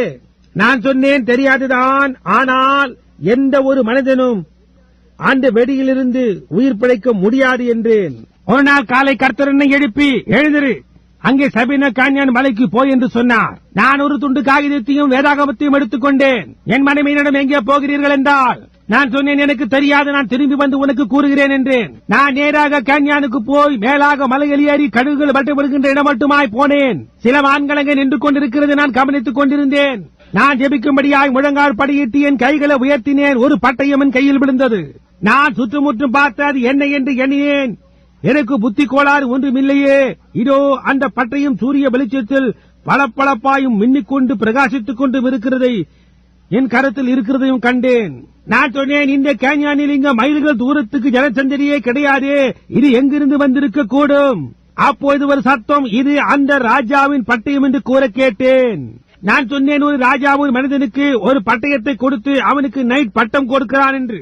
அந்த சத்தமனிடத்தில் திரும்பி வந்து, ஒரு ராஜாவின் பட்டயம் அல்ல, ஆனால் அந்த ராஜாவின் பட்டயமாகிய கர்த்தருடைய வார்த்தை அது. பயப்படாதே, அதுதான் 3வது இழுப்பு. அது உன்னுடைய ஊழியத்தின் ரூபகரணமாய் இருக்கிறது என்று கூறிற்று. என்ன சம்பவிக்கப் போகிறது என்று அறியாதவனாய் நான் ஒரு நண்பருடன் வேட்டைக்கு போய்க் கொண்டிருந்தேன். யாரோ ஒருவர் என்னை கூப்பிட்டார். அவர் யார் என்றால், ஹூஸ்டனில் கர்த்தருடைய தூதனின் புகைப்படத்தை எடுத்தவரும் அதை குறித்து என்னை குறை கூறி பேசினவரும் ஆவர். நான் அவருடைய மகனின் விஷயமாக ஹூஸ்டனுக்கு போக வேண்டியதா இருந்தது. ஏனென்றால் அவன் மரண தண்டனைக்கு போகிறவர்களின் வரிசையில் இருக்கிறான். இன்னும் சில நாட்களில் அவன் கொல்லப்பட வேண்டியவனாயிருந்தான். அவர் என்னை அங்கே சந்தித்து, நான் எந்த மனிதனை குறை கூறி பேசினேனோ அந்த மனிதன் தான் இன்றைக்கு ஒரே மகனை ரட்சிக்கும்படி இங்கே வந்திருக்கிறார் என்று கூறினான். இரக்க சங்கம் எனக்கு அதன் நிமித்தமாக ஒரு உயிரை காப்பாற்றியதற்காக ஒரு விருதை அளித்தனர். அதற்கு பின்னர் நாங்கள் திரும்பி போய்விட்டோம். நான் வேட்டைக்காக மலைக்கு போய்விட்டேன். அங்கே நானும் சகோதரன் ஃப்ரெண்டும் ஒரு நாள் காலையன்று வெளியே நடந்து கொண்டிருந்தோம். என் காட்டு பண்டிகை ஏற்கனவே எனக்கு கிடைத்து விட்டது. அது எங்கு போனது என்பதை நான் பார்த்து கொண்டே இருந்தேன். நான் சகோதரன் ஃப்ரெட் அதிகாலையில் அந்த மலையின் மேலும் நான் இந்த மலையின் மேலும் போகிறேன். நான் அந்த காட்டு பண்டியை பார்த்து சுட மாட்டேன், அதை கொல்ல மாட்டேன். ஆனால் அந்த பன்றி கூட்டம் இந்த வழியாய் புறப்படுமானால் அவைகளுக்கு முன்பாக சுட்டு அவைகளை திருப்பி ஓடச் செய்து விடுகிறேன் என்றேன். சகோதரன் ஃப்ரெட் அங்கே மலையின் மேல் சென்றார். அங்கே ஒரு பன்றியும் இல்லை. அங்கே இருந்து எனக்கு கையாட்டி சைகை காட்டினார். நான் அந்த மலைக்கணவாயில் இறங்கினேன். அவைகளில் சில ஆழமான இடங்களும் உண்டு. சூரியனும் அப்பொழுதுதான் மேலெழும்பி வந்து கொண்டிருந்தது. நான் இன்னொரு பக்கமாக மேலெழும்பி வந்து கொண்டிருந்தேன். தீர்க்க தரிசனத்தை குறித்து ஒன்றுமே சிந்திக்காமலேயே வந்து கொண்டிருந்தேன். உட்கார்ந்தேன், காத்துக்கொண்டு இளைப்பாறிக் கொண்டிருந்தேன். அந்த பன்றிக்கு என்ன நேர்ந்தது என்று நினைத்தேன். சிவப்பிந்தியர்களைப் போன்று என் கால்களை மடக்கிக் கொண்டு உட்கார்ந்து கொண்டிருந்தேன். என்னுடைய கால் சட்டையை நான் பார்த்தபோது அதில் ஒரு சிறு ஊமுள் குத்திக் கொண்டிருந்தது. நான் அதை என் கையில் பிடுங்கி எடுத்து அது வினோதமாக இருக்கின்றதே என்று சொன்னேன். அப்பொழுது நான் டூசானிலிருந்து வடகிழக்காக 40 மைல்களுக்கு அப்பால் இருந்தேன். என்னுடைய சிறிய மகன் ஜோசப் அங்கே உட்கார்ந்து கொண்டு எனக்காக காத்துக் கொண்டிருந்தான். நான் நோக்கி பார்க்க துவங்குகையில் எனக்கு ஒரு 1000 கஜ தூரத்தில் அந்த பெரிய பன்றிக்கூட்ட மலையின் மேல் வருகின்றதை நான் கண்டேன். நான் அந்த ஊமுள்ளை தூக்கி கீழே எறிந்துவிட்டு நான் அவைகளை அடைவேன் என்று சொன்னேன். நான் போய் சகோதரன் பிள்ளை அழைத்து வருகிறேன். இந்த ஒக்கட்டில்லோவில் எவ்விதமாக ஏறி போக வேண்டும் என்பதை அறிந்து கொள்ளும்படி இங்கே ஒரு காகிதத்தை தொங்க விட்டு நான் போய் பிரெட்டை அழைத்துக் கொண்டு வருகிறேன் என்று சொல்லி புறப்பட்டேன். நான் மலையின் மறுபக்கத்திற்கு போகும்படியாக என்னால் முடிந்த அளவு வேகமாக ஓடத் துவங்கினேன். திடீரென்று யாரோ என்னை நோக்கி சுட்டு விட்டார்கள் என்று நான் நினைத்தேன். அங்கே ஒரு வெடி சத்தத்தை நான் கேட்டதே கிடையாது. அது அப்படியே முழு தேசத்தையும் அசைத்தது. அந்த விதமாய் சம்பவித்த போது எனக்கு முன்பாக 7 தூதர்கள் நின்று கொண்டிருந்தார்கள். ஒரு கூட்ட தூதர்கள். நான் சகோதரன் பெண்ணையும் மற்றவர்களையும் கொஞ்சம் கழித்து சந்தித்தேன். அது என்ன என்றார்கள். நான் அதுதான் அது என்றேன். என்ன செய்ய போகிறீர்கள்? வீட்டிற்கு திரும்புங்கள். ஏனென்றால் இது கர்த்தர் உரைக்கிறதாவதா இருக்கிறது. இத்தனை காலங்களாக வேதாகமத்தில் மறைக்கப்பட்டிருந்த 7 ரகசியங்களும் இந்த ஸ்தாபனங்கள் மற்ற காரியங்கள் எல்லாவற்றையும் தேவன் இந்த 7 ரகசியங்களையும் 7 முத்திரைகளை உடைத்து நமக்கு வெளிப்படுத்தி கொடுக்க போகிறார். பூமியின் மேலிருந்து வந்த அந்த வட்டம் ஒரு மூடுபனியை போன்று உருவானது. அது அப்படி செய்த போது அது மலைக்கு சென்று அந்த வழியாக மேற்கு திசையில் வட்டமிட துவங்கியது. சிறிது கழித்து விஞ்ஞானவதை 30 மைல் உயரத்தில் 25 மைல் விட்டமளவில் கூர்நுனி கோபுர வடிவில் வட்டமிட்டுக் கொண்டிருப்பதை கண்டது. அன்று நாள் அங்கு நின்று கொண்டிருந்த போது அந்த படத்தை வலது பக்கமாக திருப்பினேன். அப்பொழுது 7 சபை காலங்களில் இயேசுவானவர் காணப்பட்டது போன்று அவர் காணப்பட்டார். தலையில் ஒரு வெள்ளை நிற தோப்பா முடி போன்று இருந்தது. அது உச்ச தேவன் எனப்படுவதற்கு அறிகுறியாயிருந்தது. அவர் அல்பாவும் ஒமேகாவும், அவர் முந்தினவரும் அவர் பிந்தினவருமாயிருந்தார். அவர் எல்லா நித்தியத்துக்கும் உச்ச நீதிபதியாய் அங்கே நின்று கொண்டு இந்த வேளையின் செய்தியை உறுதிப்படுத்தினார். சாயங்கால நிலத்திலே வெளிச்சம் உண்டாயிருக்கும். இவைகளெல்லாம் இதை குறித்து அது என்ன? நான் மேற்கு பக்கமாக சென்றேன். அதே மலையின் மேலே சகோதரன் பேங்க் சுடுடன் கடந்து போய்க் கொண்டிருந்தோம். கர்த்தர் உரைக்கிறதாவது, சகோதரன் உன்னிடம் ஒரு கல்லை தூக்கி மேலே எரி, அப்பொழுது தேவனுடைய மகிமையை காண்பாய் என்றது. அடுத்த நாளன்று அங்கே நின்று கொண்டிருந்த போது ஒரு சுழல் காற்று உண்டாகி நேராக கீழ்நோக்கி வந்து மலைகளை பெயர்த்தது. கற்கள் மரங்களின் உச்சியை என் தலைக்கு 3 அல்லது 4 அடி உயரத்தில் வெட்டினது. அப்படியாய் 3 முறைகள் வீசினது. சகோதரர்கள் அரண்டு போய் ஓடி வந்தனர். அப்பொழுது அங்கே சில போதகர்கள் உள்பட சுமார் 15 பேர் நின்று கொண்டிருந்தனர். அது என்ன என்று கேட்டனர். நான் சொன்னேன், நியாய தீர்ப்பு மேற்கு கரையை தாக்குகிறது என்று. அதற்கு 2 நாட்கள் கழித்து பூகம்பம் ஏற்பட்டு ஏறக்குறைய அலஸ்காவே மூழ்கிவிடும் போலாயிற்று. அரிசோனாவில் உள்ள காரணோட காட்டில் சூரியன் அஸ்தமன மலையின் மேல் காணப்பட்ட வெளிச்சம் என்ன? அது அப்படி தாக்கின போது அது கற்களை உடைத்து தூக்கி எரிந்தது. அந்த கற்கள் வீதிகளிலே சிதறி கிடந்தது. கிழக்கிலிருந்து மேற்காக காரை ஓட்டி போனவர்கள் மலையில் என்ன வினோதமானது சம்பவித்தது என்று நினைத்து அவர்கள் ஒவ்வொருவரும் கற்களை பொறுக்கினர். அவைகள் 3 முனைகளை கொண்ட துண்டங்களாய் காணப்பட்டது. 3 ஒன்றாயிருந்தது. அவைகளை அவர்களுடைய மேஜைகளின் மேல் காகித பலுகளாக வைத்துக் கொண்டிருந்தனர். அந்த காரணோட காட்டில் உள்ள சூரிய அஸ்தமன மலையின் மேல் நடந்த இந்த வினோதமான காரியம் என்ன? ஜூனியர் ஜாக்சன் கேட்டுக் கொண்டிருப்பார். அவர் கண்ட சொப்பனம் உங்களுக்கு நினைவிருக்கின்றதா? நான் அதை வியாக்கியானித்தேன். சூரிய அஸ்தமன நேரத்தில் போய்க் கொண்டிருப்பதை பற்றி. இது சூரிய அஸ்தமன மலையின் மேல் சம்பவித்தது. அது சாயங்கால நேரமாய் சூரிய அஸ்தமன நேரமாய் இருந்தது. ஒரு சூரிய அஸ்தமன செய்தி சரித்திர அஸ்தமன மூலமாக, ஒரு தீர்க்க தரிசன அஸ்தமன மூலமாக சொல்லப் போனால் நிறைவேறிக் கொண்டிருக்கிறது. டூசானிலிருந்து 40 மைல் தூரத்தில் உள்ள கோரனோடா காட்டில் உள்ள சூரிய அஸ்தமன மலையின் மேல் சாயங்கால நேரத்திலே வெளிச்சம் உண்டாயிருக்கும். வரைபடத்தை எடுத்து சூரிய அஸ்தமன சிகரம் இருக்கிறதா என்று பாருங்கள். சரியாக அந்த இடத்தில் தான் இந்த சம்பவம் நடைபெற்றது. அன்று நாள் வரைக்குமாய் நான் அதை அறியாதிருந்தேன். ஒருபோது மறிக்காததுமான எல்லா காரியங்களும் அது தொடர்ந்து தன்னைதானே வெளிப்படுத்தி காட்டிக் கொண்டிருக்கின்றது. நடந்து கொண்டிருக்கின்ற இந்த சம்பவம் துவங்கி இயேசுவானவர் அந்த புகைப்படம் அவர் நின்று கொண்டு நம்மை பார்த்துக் கொண்டு இருக்கின்றது போன்றதான புகைப்படம் மட்டுமாய் வெளிப்படுத்திக் கொண்டு இருந்தது.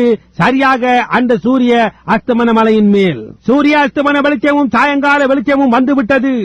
தேவன் தம்மை தாமே ரூபகாரப்படுத்துகிறார். அது என்ன? தேவனும் கிறிஸ்துவும் ஒன்றே என்ற அந்த உண்மையே அது. அந்த வெண்மை எத்தனை பேரை பார்த்திருக்கிறீர்கள்? அவர் தலையின் மேல் இருந்த வெண்மையான டோப்பா போன்றது. வெளிப்படுத்தல் 1 நாம் பேசினது போன்று.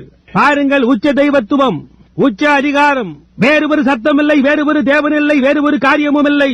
தெய்வத்துவத்தின் பரிபூரணம் எல்லாம் அவருக்குள் வாசமாய் இருந்தது. அந்த தேவ தூதர்கள் தாமே அவருடைய டோப்பாவாய் இருந்தார்கள். ஆமேன். சூரியாஸ்தமனம் அடைந்த மேல் என்ன சம்பவித்தது? தேவன் தம்முடைய வார்த்தையை உறுதிப்படுத்திக் கொண்டிருந்தார். இந்த சந்ததி எல்லாம் அதை குறித்துத்தான். கவனியங்கள், தேவன் தாம் அளித்த வாக்குத்தத்தமான வார்த்தைகளை அவர் மீண்டுமாய் நிறைவேற்றிக் கொண்டிருக்கிறார். வெளிப்படுத்தின விசேஷம் 10:1-7. 7ஆம் தூதனுடைய சத்தத்தின் நாட்களிலே அவன் எக்காலம் ஊத போகிற போது தேவ ரகசியம் நிறைவேறும். வெளிப்படுத்தல் 10:1-7 மறைக்கப்பட்ட தேவ ரகசியம் கடைசி கால தூதனுக்கு அளிக்கப்பட்ட கடைசி செய்தியிலே அளிக்கப்படும். இந்த காலத்தில் அப்படியே நிறைவேறுகிறது. லூக்கா 17:30. அந்த நாளிலே மனுஷகுமாரன் வெளிப்படுத்தப்படுவார். கள்ள தீர்க்கதரிசிகளும் கள்ள கிறிஸ்துக்களும் எழும்பி மகத்தான அடையாளங்களையும் அற்புதங்களையும் காட்டுவார்கள். தெரிந்து கொள்ளப்பட்டவர்களும் கூட வஞ்சிக்கப்படத்தக்கதாய் காட்டுவார்கள். ஜனங்கள் இன்னும் சந்தேகத்தில் இருக்கிறார்கள். வழக்கம் போல் சபையானது குழப்பமுற்றிருக்கிறது. டூசானில் இருக்கும் விஞ்ஞானிகளும் கூட இன்னமும் அதை குறித்து கட்டுரைகள் எழுதி பத்திரிகைகள் வெளியிடுகின்றனர். அங்கே தூரத்தில் உள்ள லேமன் மலையின் மேல் இருக்கும் புகைப்பட கருவிகள் நாங்கள் நின்று கொண்டிருந்த இடத்திலிருந்து மேலெழும்பி வந்ததை அவைகள் கவனிக்கவே இல்லை. அது அப்படியே நகர்ந்து கொண்டே மேற்கு நோக்கி போய் காலம் கடந்துவிட்டது என்பதை காட்டிக் கொண்டிருந்தது. ஒரு சிறு துண்டா இல்லாமல். அதனால் அங்கே போக முடியாது. அது மேற்கு கரையில் இருக்கிறது. அது சென்ற பாதையின் ஊடாக நியாய தீர்ப்பு தாக்கினது. நேராக பீனிக்ஸ் மட்டுமாக சென்றது. அப்படியே பிரெஸ்காட்டுக்கும் மலைகளின் ஊடாக மேற்கு கரைக்கும் சென்றது. அவைகள் எங்கே போய்க் கொண்டிருக்கிறது? நேராக அலாஸ்காவுக்கு மேலாக போனது. அவள் இடித்துக் கொண்டு அந்த வழியாய் போய்க் கொண்டிருந்தாள். டூசானில் உள்ள வான ஆராய்ச்சி கூடங்கள் எல்லாம் இன்னமும் அது என்னவென்றும் கேட்டுக்கொண்டும் அது என்னவா இருக்கும் என்று ஆராய்ச்சி செய்து கொண்டும் இருக்கிறார்கள். அவ்வளவு உயரத்தில் இருப்பதால் அங்கே பனியோ மூடு பனியோ ஒன்றுமே இருக்க முடியாது. அப்படியானால் அது எதனால் ஏற்பட்டது? அது எங்கிருந்து வந்தது? யூதர்களுக்கு ராஜாவாக பிறந்தவர் எங்கே என்று கேட்டுக்கொண்டு வானசாஸ்திரிகள் வந்தபோது உண்டாயிருந்த அதே இயற்கைக்கு மேம்பட்ட அந்த காரியத்தினால் இவர்களும் குழம்பி போய் இருக்கிறார்கள். அது என்னவா இருக்கும்? தேவன் தம்முடைய வார்த்தையை நிரூபித்துக் கொண்டிருக்கிறார். ஒரு நட்சத்திரம் யாக்கோபில் இருந்து உதிக்கும். சாயங்கால நேரத்திலே சாயங்கால வெளிச்சம் உண்டாயிருக்கும் என்று பரலோகத்தின் தேவன் வாக்களித்திருக்கிறார். 3 வருடங்களுக்கு முன்னதாக இந்த ரகசியமானது ஐயன்மீர் இதுவா என்ன சமயம் என்ற ஒரு தீர்க்க தரிசனமாய் இருந்தது. ஆனால் இப்பொழுதோ அது சரித்திரமாக இருக்கிறது. அது சம்பவித்த ஒன்றாய் இருக்கிறது. வாக்குத்தத்தமோ நிறைவேற்றப்பட்டாயிற்று. ஐயன்மீர் இது என்ன சமயம்? இந்த கவர்ச்சி என்ன? தேவன் தம்முடைய வார்த்தையை நிறைவேற்றிக் கொண்டிருக்கிறார். அவர் நேற்றும் இன்றும் என்றும் மாறாதவராய் இருக்கிறார். ஜெபம் செய்வோம். அன்புள்ள தேவனே, நான் நினைத்ததற்கும் அதிகமாக ஜனங்களை நீண்ட நேரம் காக்க வைத்து விட்டேன். ஏதோ காரியம் சொல்லப்பட்டோ அல்லது செய்யப்பட்டோ இருக்கிறது. கர்த்தாவே, அது எல்லா இடங்களிலும் இருக்கிற ஜனங்களுக்கும் புரிந்து கொள்ளும்படியாக செய்ய வேண்டும் என்று நான் ஜெபிக்கிறேன். காண்கிறதுனாலும் புரிந்து கொண்டதினாலும் நீர்தான் உண்மையான கிறிஸ்து என்று அவர்கள் விசுவாசிக்கும்படியாக செய்யும். உறுதிப்படுத்தப்படும் வார்த்தைகள் அவருடைய வார்த்தை பரிபூர்ணமானதென்றும் அதன் காலத்தின் அது நிறைவேறுகிறது என்றும் அதன் உறுதிப்படுத்தல் என்றும் விசுவாசிக்கும்படியாக செய்யும். இப்பொழுது கர்த்தராகிய இயேசுவே, உம்முடைய சொந்த வார்த்தைகளிலிருந்து உலகம் சோதோமின் நிலைக்கு ஆகிவிடும் என்று நாங்கள் அதை அறிந்திருக்கிறோம். எங்களால் அதை காண முடிகிறது. நீர் சொன்னீர், அந்த நாளிலே அது சோதோமின் நாளில் இருந்தது போல இருக்கும் என்று. புறஜாதியாரின் எபிரேயர் உலகத்திற்கு 3 தூதர்கள். அவர்களில் ஒருவர் தேவனே மனுஷகுமாரனாவார். தன்னை ஒரு மனித ரூபத்தில் வெளிப்படுத்தி காட்டி ஒரு அற்புதத்தை செய்து, மேலும் சாரால் அவருக்கு பின்னால் இருந்த கூடாரத்தில் இருந்து கொண்டு என்ன செய்து கொண்டிருந்தாள் என்றும் கூறினார். அது மீண்டுமாய் அப்படியே செய்யப்படும் என்றும் அந்த நேரத்தில் உலகமானது சோதோமின் நிலைமையில் இருக்கும் என்றும் நீர் கூறினீர். இதோ நாங்கள் இருக்கிறோம் கர்த்தாவே. மற்ற தீர்க்கதரிசிகள் அதே காரியத்தை கடைசி நாட்களில் எலியா அனுப்பப்படுவார், எலியாவின் ஆவி பூமியின் மேல் இருக்கும் என்று உறுதிப்படுத்திக் கொண்டிருக்கிறது. இது பிதாக்களின் இருதயத்தை அல்லது பிள்ளைகளின் இருதயத்தை பிதாக்களத்துக்கு திருப்பும். இந்த மணி வேளையில் நீர் நேற்றும் இன்றும் என்றும் மாறாதவராய் இருக்கிறீர் என்று நீர் உம்முடைய வார்த்தையை உறுதிப்படுத்தி அருள வேண்டும் என்று நான் ஜெபிக்கிறேன். பிதாவே, இதை அழியும். அவர்கள் யாவரும் உம்முடையவர்கள். நீர் இந்த ஆசீர்வாதங்களை அருளி தேவனுடைய மகிமைக்காக சொல்லப்பட்டவைகளை உறுதிப்படுத்த வேண்டும் என்று நான் ஜெபிக்கிறேன். இயேசு கிறிஸ்துவின் நாமத்தில் ஆமேன். ஒரு வார்த்தையை உரைக்க ஒரு மனிதனாய் இருக்க வேண்டும். ஒரு வார்த்தையை உறுதிப்படுத்த தேவனாய் இருக்க வேண்டும். ஏதோ ஒரு காரியத்தை கூறுவதென்பது அது ஒரு காரியம், தேவன் அதை செய்வது இன்னொரு காரியமாயிருக்கிறது. தேவனுக்கு எந்த வியாக்கியானியும் அவசியமில்லை, அவர் தம்முடைய சொந்த வியாக்கியானத்தை செய்கிறார். கர்த்தருக்கு சித்தமானால் இப்பொழுது நாங்கள் ஒரு ஜெப வரிசையை ஏற்படுத்தி வியாதியஸ்தர்களுக்காக ஜெபிக்க போகிறோம். உங்களை சுகப்படுத்த யாருமே, எந்த மனிதனோ, எந்த ஸ்திரீயோ, எந்த மானிடனோ, எந்த தூதனோ கிடையாது. ஏனென்றால் தேவன் அதை ஏற்கனவே செய்துவிட்டார். அவர் ஆயத்தம் செய்துவிட்டார். நீங்கள் செய்ய வேண்டிய ஒன்றே ஒன்று, அதை பெற்றுக்கொள்ள வேண்டும். உங்கள் பாவங்களை மன்னிக்க அங்கே மனிதனோ தூதனோ ஒரு காரியமோ தேவனாலும் கூட மன்னிக்க முடியாது. அது ஏற்கனவே செய்யப்பட்டாயிற்று. இயேசு அதை சிலுவையில் செய்துவிட்டார். ஆனால் நீங்கள் அதை ஏற்றுக்கொள்ளுமட்டாய் அது ஒருபோதும் உங்களுக்கு சுபிட்சத்தையோ அல்லது லாபத்தையோ கொண்டு வரப்போவதில்லை. புரிகின்றதா? செய்யப்படக்கூடிய ஒரே ஒரு காரியம், விசுவாசிக்கின்றவர்கள் தங்கள் கரத்தை வியாதியஸ்தர்கள் மேல் வைக்க தேவனால் கட்டளை கொடுக்கப்பட்டிருக்கிறது. அது காலங்களினூடாய் நடந்து கொண்டு வருகிறது. எழுப்புதல் கூட்டங்களின் மூலமாக செய்யப்படுகின்றன. அதை அவர்கள் தேவன் என்று அழைத்தார்கள்.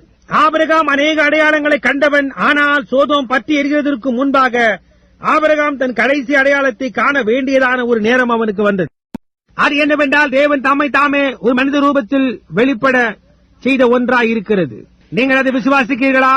அதே காரியத்தை மீண்டுமாய் சம்பவிக்க செய்வார் என்று இயேசு கூறியிருக்கிறாரா? வெளிய தேசத்தினூடாக வானொலியில் இணைக்கப்பட்டிருக்கிறவர்கள் அல்லது தொலைபேசியில் இணைக்கப்பட்டிருக்கிறவர்கள், நீங்கள் இன்னமும் கேட்டுக் கொண்டிருக்கிறீர்கள் என்றால் இப்பொழுது ஜெப வரிசைக்கு ஆயத்தமாகி ஜெபித்துக் கொண்டிருங்கள். இங்கே கைகுட்டைகளை வைத்திருக்கின்ற உங்களையும் கூட இப்பொழுது என்ன செய்ய வேண்டும் என்று தேவனிடத்தில் என்னால் சொல்ல முடியாது. அப்படி செய்ய முயற்சிப்பது எனக்கு தூரமாயிருப்பதாக. அவர் ஒப்பற்றவர். அவருக்கு என்ன விருப்பமோ அதையே செய்வார். என்னால் கீழ்ப்படிய மட்டும்தான் முடியும். அவர் கூறுவதை மட்டுமே என்னால் கூற முடியும். இப்பொழுது அவர்கள் மதிலை சுற்றிலுமாய் நிறைந்து நின்று கொண்டிருக்கிறார்கள். மிகவும் நெருக்கமாக இருக்கிறது. இந்த கவர்ச்சி என்ன என்ற வார்த்தைகளை நம்மால் தேவனிடத்தில் கேட்க முடியுமா என்று ஆயத்தப்படுகிறேன். தேவன் நம் மத்தியில் மீண்டும் அசைபாடவரானால் இங்கே ஒரு கால் அந்நியர்கள் இருக்கலாம். நம் மத்தியில் அசைபாடி அவருடைய ஆசீர்வதிக்கப்பட்ட முகத்தை நமது மத்தியில் காட்டி, அவருடைய ஆவியை இங்கே காட்டி, அவர் நேற்று இன்றும் என்று மாறாதவர் என்று காட்டி, இந்த இரண்டு பலமான செய்திகளுக்கு பின்னர் நம்மில் ஒவ்வொருவராலும் அவ்விதமாய் விசுவாசிக்கக்கூடியவர்களாய் செய்வார் என்று பார்ப்போம்.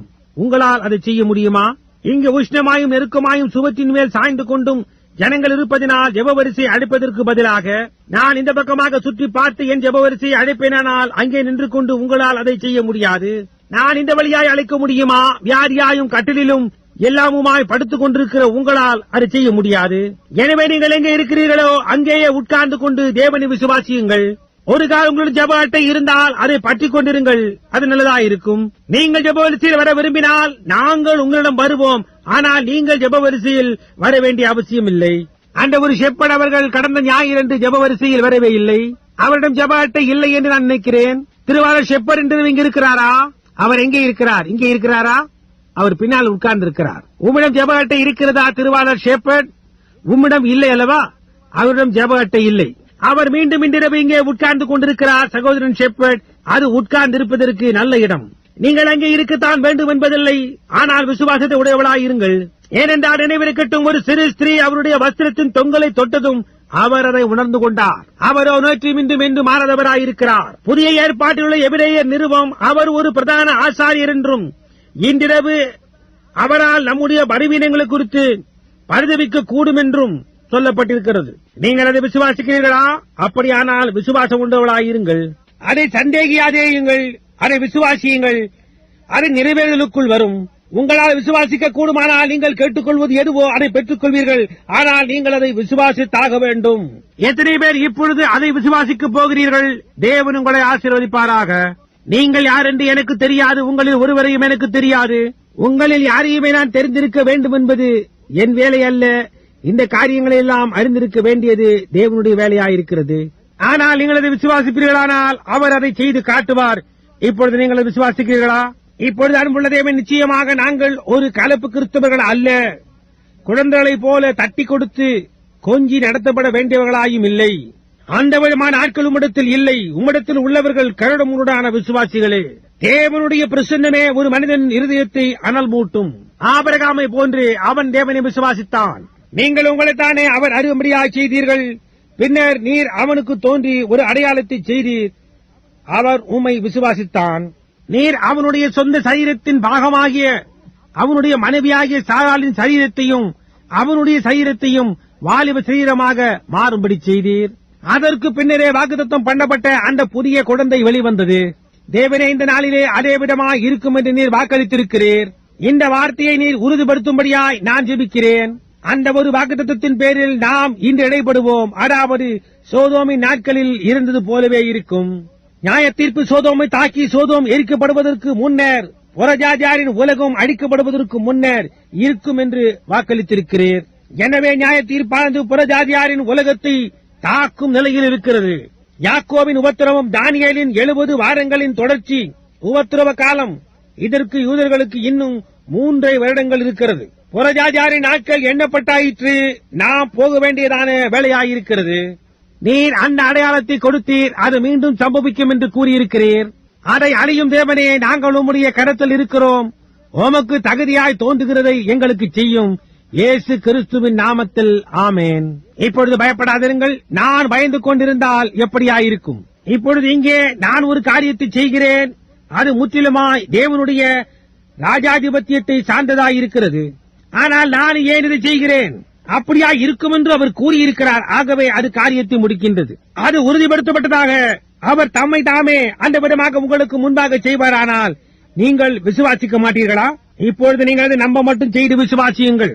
நான் சற்று சுற்றுமுற்றுமாய் பார்த்து பரிசுத்த ஆவியானவர் எங்கே நடத்துகிறார், என்ன செய்வார் என்பதை பார்க்கட்டும். அவர் என்ன செய்வார் என்று எனக்கு தெரியாது. அது அவரை பொறுத்தது. ஆனால் உங்களால் மட்டும் விசுவாசிக்க கூடுமானால் விசுவாசிக்கின்றவர்களுக்கு எல்லாம் கைகூடும். அதை விசுவாசிக்கிற யாவரும் கரங்களை உயர்த்தி நான் அதை முழு இருதயத்தோடு விசுவாசிக்கிறேன் என்று கூறுங்கள். நான் இதை முழு இருதயத்தோடு விசுவாசிக்கிறேன். 3 என்பது உறுதிப்பாட்டின் எண்ணாக இருக்கிறது. அவர் அது சரி என்று நிரூபிக்க அதை 3 முறைகள் நேரடியாக செய்வாரானால் அது ஒரு உறுதிப்படுத்தலாயிருக்கும். நீங்கள் எங்கே இருக்கிறீர்கள்? நீங்கள் யார் என்பதை பற்றி எனக்கு அக்கறை இல்லை. நம்பிக்கை உள்ளவர்களாய் விசுவாசித்தால் போதும். இப்படி அப்படி நடக்காதீர்கள். ஜெபித்துக் கொண்டிருக்கும் அம்மாளே, உங்களை எனக்கு தெரியாது. நீங்கள் இருக்கிற இடத்திலேயே இருங்கள். நீங்கள் இங்கு வர வேண்டிய அவசியமில்லை. உங்களை எனக்கு தெரியாது. ஆனால் நீங்கள் ஒரு சிறு பெண்ணை கையில் அல்லது மடியில் வைத்துக் கொண்டிருக்கிறீர்கள். நான் உங்களுக்கு முற்றிலுமாக ஒரு அந்நியன். அந்த சிறிய பெண்ணை பார்த்தால் நன்றாகத்தான் சுகமாக இருக்கிறாள். அவள் ஒரு அழகான சிறு பெண், சிவப்பு மயிர் கொண்டவள். நான் இங்கே அவளை பார்த்துக் கொண்டிருக்கிறேன். அவள் ஏதோ ஊனமூற்றவளாகவோ அல்லது ஏதாகவோ காணப்படவில்லை. அவளுக்கு என்ன கோளாறு என்று எனக்கு தெரியாது. ஒருவேளை இந்த பிள்ளைக்காக இராமல் அது உங்களுக்காக இருக்கலாம். ஆனால் நீங்கள் அந்த பிள்ளையோடு கூட உட்கார்ந்து ஜெபித்துக் கொண்டிருக்கிறதை நான் கண்டேன். உங்களுடைய ஆவியோடு தொடர்பு கொள்ளும்படியாக இயேசுவானவர் ஸ்திரீயே தாகத்துக்கு தாய் என்று ஸ்திரீயுடன் பேசினது போன்று உங்களுடன் ஒரு நிமிஷம் நான் பேச வேண்டும். ஒரு நபருடைய காரியம் என்னவென்று அறிய சகோதரன் பிரையன்டும் மற்றவர்களும் இங்கே உட்கார்ந்திருக்கிறார்கள். இங்கே உட்கார்ந்திருக்கிற ஜனங்களை எனக்கு தெரியும். அவர்களுக்கும் கூட தேவைகள் இருக்கலாம். ஆனால் நீங்களோ ஒரு அந்நியல். நீங்கள் தேவனுடைய தீர்க்கதரிசி என்று விசுவாசிக்கிறீர்களா? நீங்கள் இன்றிரவு கேட்ட அனைத்து காரியங்களும் சத்தியம் என்று விசுவாசிக்கிறீர்களா?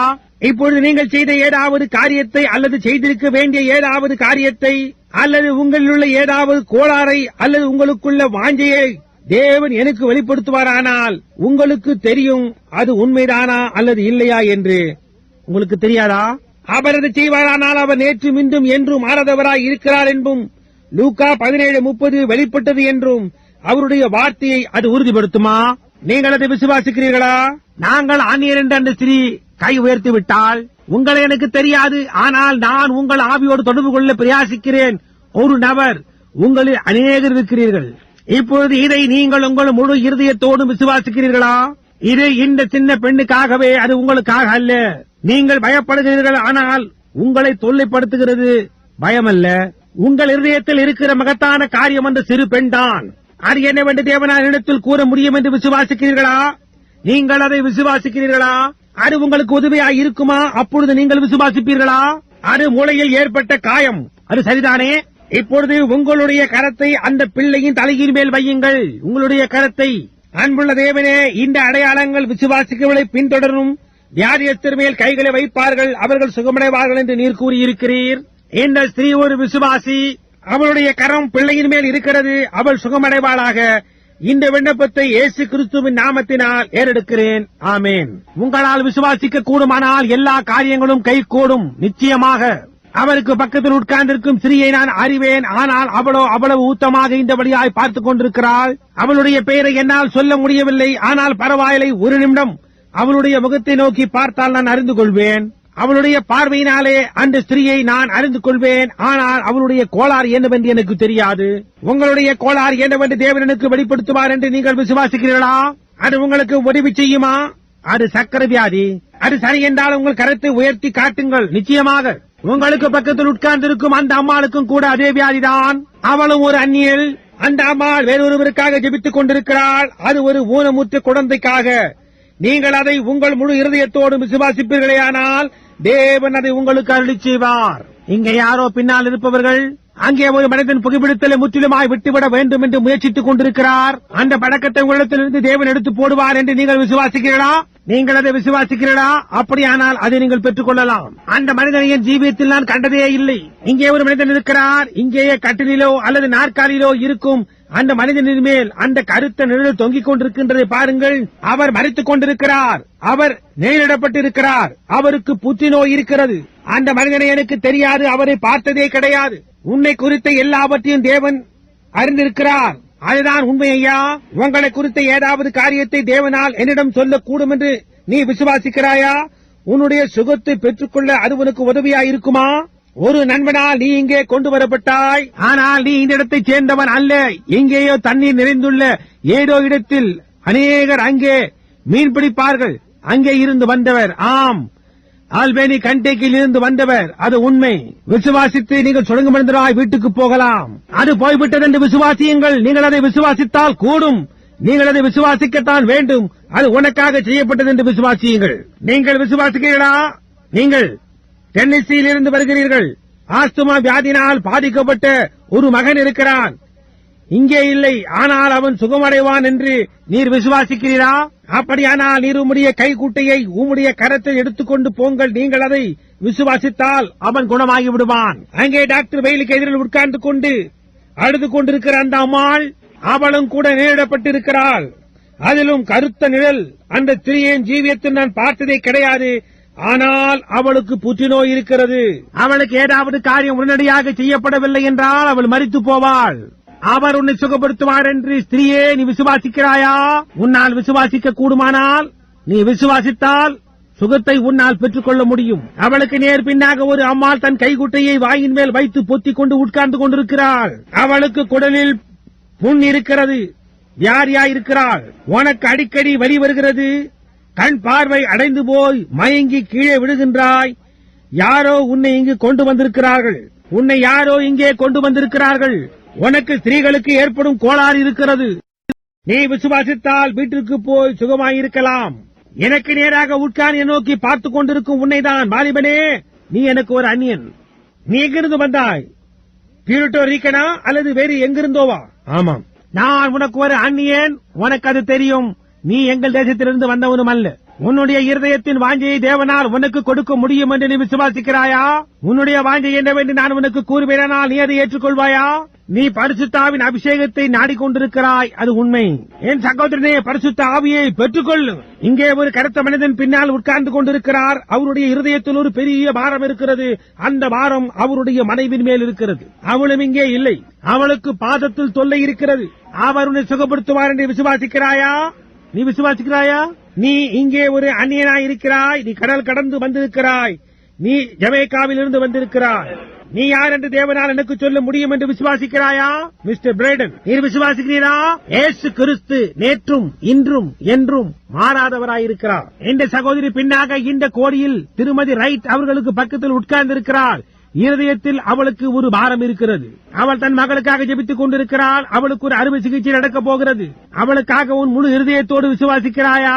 உன்னால் மட்டும் அவளை விசுவாசிக்க வைக்க கூடுமானால் அவளுக்கு அது தேவையாயிருக்காது. என்னால் சுகப்படுத்த முடியாது. பின்னால் உள்ள சிறு பிள்ளைகளின் அறையில் கர்த்தருடைய ஆவியானவர் அல்லது தூதன் ஒரு வெளிச்சம் அந்த அறையில் அசைத்துக் கொண்டிருப்பதை நான் காண்கிறேன். அந்த வாலிபமான ஸ்திரீயின் மேல் அது இருக்கிறது. அவளுக்கு ஒரு ஆவிக்குரிய தொல்லை இருக்கிறது. அதை குறித்து அவள் வியந்து கொண்டிருக்கிறாள். எப்படியோ அந்த பெண்ணை எனக்கு தெரியும் போல் இருக்கிறது. ஒரு வாலிப ஸ்திரீ, அவளுக்கும் கூட ஸ்திரீகளுக்குள்ள கோளாறு இருக்கிறது. ஆம், அவள் பெயர் திருமதி வெஸ்ட். அல்பாமாவில் இருந்து வருபவர். திருமதி டேவிட் வெஸ்ட். விசுவாசி, தேவன் உனக்கு அதை தந்தருளுவார். மனுஷகுமாரன் வெளிப்படும் நாளில் வெளிச்சம் உண்டாகும். அது நேற்றும் இன்றும் என்று மாறாதவரான இயேசு கிறிஸ்துவாக இராமற் போனால் அதை குறித்து எனக்கு வேறு ஒன்று தெரியாது. நீங்கள் அதை விசுவாசிக்கிறீர்களா? விசுவாசிக்கிறவர்களுக்கு எல்லா காரியங்களும் கைகூடும். தேசத்தினூடாக வானொலி, தொலைபேசி மூலமாய் கேட்டுக் கொண்டிருப்பவர்களுக்கும் இந்த ஜெப கூடாரத்தில் இருப்பவர்களுக்கும் உங்களில் எத்தனை பேர் கைகளை உயர்த்தி நான் ஒரு விசுவாசி என்று சொல்லக்கூடும்? தேசத்தில் உள்ளவர்களே, இங்குள்ள எல்லாருமே கையுயர்த்தி உள்ளனர். அங்கே தேசத்தினூடாக கேட்டுக் கொண்டிருக்கிற உங்களைத்தான் உங்கள் கரங்களை உயர்த்தி இருக்கிறீர்கள், சந்தேகமே இல்லை. இப்பொழுது உங்கள் கண்களை மூடுங்கள். உங்கள் கரங்களை உங்களுக்கு பக்கத்தில் இருக்கிறவர்கள் மேல் வையுங்கள். அவர்களுடைய கரங்களை நீங்கள் பற்றி பிடித்து அவர்கள் தோள்களின் மேல் உங்கள் கரத்தை வையுங்கள். நான் என்னுடைய கரத்தை கைகுட்டைகளின் மேல் வைத்திருக்கிறேன். இன்றைக்கு என்ன செய்யப்பட்டிருக்கிறது என்பதை பாருங்கள். இப்பொழுது என்ன நடந்தது என்று பாருங்கள். தெய்வீக அன்பினால் ஜொலிக்கும் அவருடைய பரிசுத்தமானதை நோக்கி பார்த்துக் கொண்டே அவருடைய கிருபையின் ஆசீர்வதிக்கப்பட்ட பங்காளிகளாய் அவருடைய கிரீடத்தில் ரத்தினங்களாய் பிரகாசிப்போம். இப்பொழுது ஜெபிப்போம். எல்லா இடங்களிலும் இப்பொழுது நாம் ஜெபம் செய்வோம். அன்புள்ள தேவனே, அந்த வேளை வந்துவிட்டது. இதன் அர்த்தம் என்ன? தேவன் தம்முடைய வார்த்தையை நிறைவேற்றுகிறார். கவர்ச்சிதான் என்ன கர்த்தாவே? அது தேவன் தம்முடைய வார்த்தையை நிறைவேற்றிக் கொண்டிருக்கிறார் என்பதே. தேசத்தின் ஊடாக தொலைபேசியில் இணைக்கப்பட்டு நூற்றுக்கணக்கான ஜனங்கள் ஒருவர் மேல் ஒருவர் கரங்களை வைத்து ஒரு கரையிலிருந்து மறுகரை மட்டுமாய், வடக்கிலிருந்து தெற்கு மட்டாய், கிழக்கிலிருந்து மேற்கு மட்டாய் நடந்து கொண்டிருக்கின்ற இந்த காரியம் என்ன? இதோ இங்கே வெளிநாடுகளிலிருந்து வந்தவர்கள் உட்கார்ந்து கொண்டிருக்கிறார்கள். அநேக நாடுகள், மெக்சிகோ, கனடா நாடுகளில் இருந்து வந்தவர்கள். நாங்கள் ஒருவர் மேல் ஒருவரை கரங்களை வைத்திருக்கிறோம். தேவன் தம்முடைய வார்த்தையை நிறைவேற்றிக் கொண்டிருக்கிறார். எப்படி ஒரு மனிதன் பரிசுத்த ஆவியினால் நிறைந்தவனாய் நின்று கொண்டு அவர் சீமோன் பேதுருவுக்கு செய்தது போலவே இன்னொரு மனிதனை பெயர் சொல்லி அழைக்க முடியும்.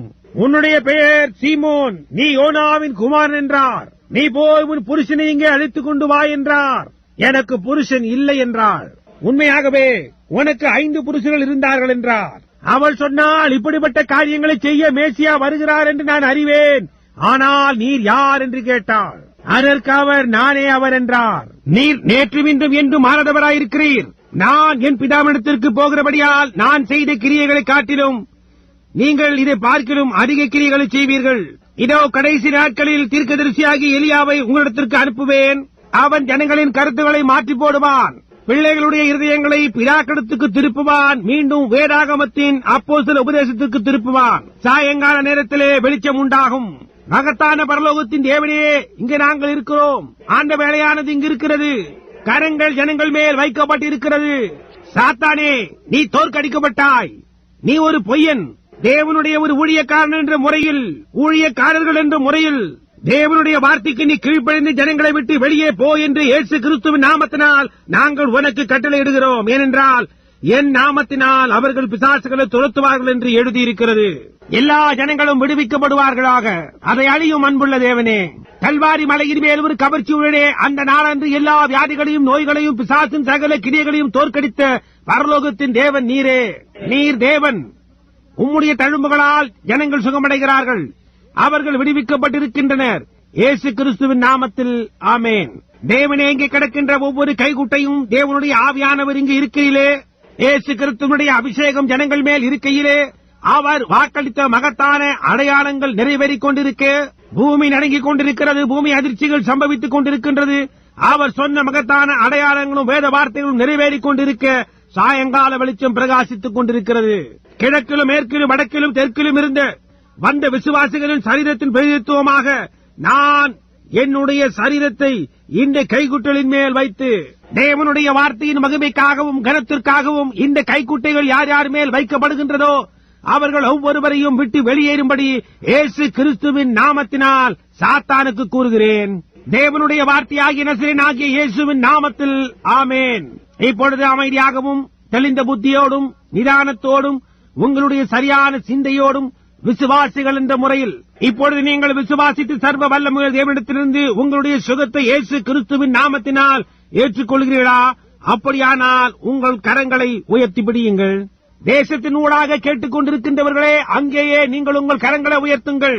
இருக்கின்ற ஒவ்வொருவரும் என்னால் பார்க்கக்கூடிய மட்டுமாய் எல்லாருமே கரங்களை உயர்த்தி இருக்கிறீர்கள். உள்ளேயும் வெளியேயும், ஜன்னல்களிலேயும் கதவுகளிலேயும் பிள்ளைகள் அறையிலேயும் எல்லா இடங்களிலும் கரங்கள் உயர்த்தப்பட்டவாறு இருக்கிறது. அவர்கள் அதை ஏற்றுக்கொண்டார்கள். சாத்தான் தோற்கடிக்கப்பட்டான். இயேசு கிறிஸ்துவின் தழும்புகள் உங்களை சுகப்படுத்தினது. இன்றைக்கும் அவர் ஜீவித்துக் கொண்டிருக்கிறார் என்பதும் அவர் அளித்த வாக்குத்தத்தத்தை அவர் என்றென்றைக்கும் காத்துக்கொள்ள போதுமானவராய் இருக்கிறார் என்பதுமான உண்மையை இயேசு கிறிஸ்துவின் பிரசன்னம் நிரூபிக்கிறது. ஆமென்.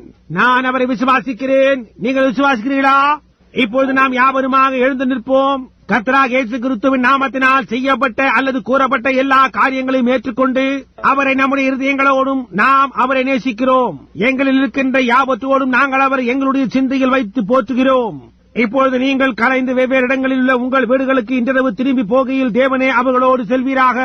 உங்களிடத்தில் பரிசுத்த ஆவி இல்லை என்றால் தேவன் தாமே பரிசுத்த ஆவியை உங்களுக்கு தருவாராக. இயேசு கிறிஸ்துவின் நாமத்தினால் ஞானஸ்நானம் பெற்றிராத ஒவ்வொரு புருஷனுக்கும் ஸ்திரீக்கும் பையனுக்கும் பெண்ணுக்கும் மாற்று வஸ்திரங்கள் தயாராயிருக்கிறது. இன்றைக்கே செய்யக்கூடியதை நாளைக்கு என்று தள்ளி போடாதீர்கள். நாளை என்பது ஒரு கால் கடந்து போனதாக இருக்கலாம். இன்றைக்கு இன்றைய நாளின் பாடு போதும். அங்கே ஊழியக்காரர்கள் நின்று கொண்டு காத்துக் கொண்டிருக்கிறார்கள். மாற்று வஸ்திரங்கள் காத்துக் கொண்டிருக்கின்றன. சாக்குப்போக்கு இடமில்லை. நீங்கள் காத்துக் கொண்டிருக்கிறீர்களா? நீங்கள் காத்துக் கொண்டிருந்து விசுவாசித்தால் நீங்கள் எவ்விதமாக ஞானஸ்நானம் பெற்றிருந்தாலும் தெளிக்கப்பட்டிருந்தாலும் ஊற்றப்பட்டிருந்தாலும் எப்படியா இருந்தாலும் சரி, அது ஒரு தவறுதான். வெளிச்சம் வந்துவிட்டது. வாருங்கள், விசுவாசியுங்கள், ஞானஸ்நானம் பெற்றுக் கொள்ளுங்கள். பரிசுத்த ஆவியை பெற்றிராத நீங்கள் ஒவ்வொருவரும் பரிசுத்த ஆவியை அவருக்குள் உங்களை புது சிருஷ்டிகளாக்க அவர் உங்களுக்கு வாக்களித்த பரிசுத்த ஆவியை தெய்வீக வல்லமையோடும் அன்போடும் நிறைவாய் பெற்றுக் கொள்வீர்களாக. தேவன் உங்களை ஆசீர்வதிப்பாராக.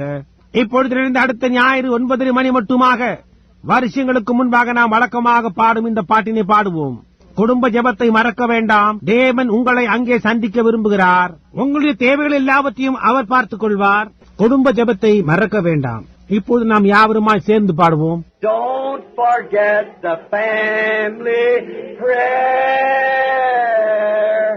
Jesus wants to meet you there.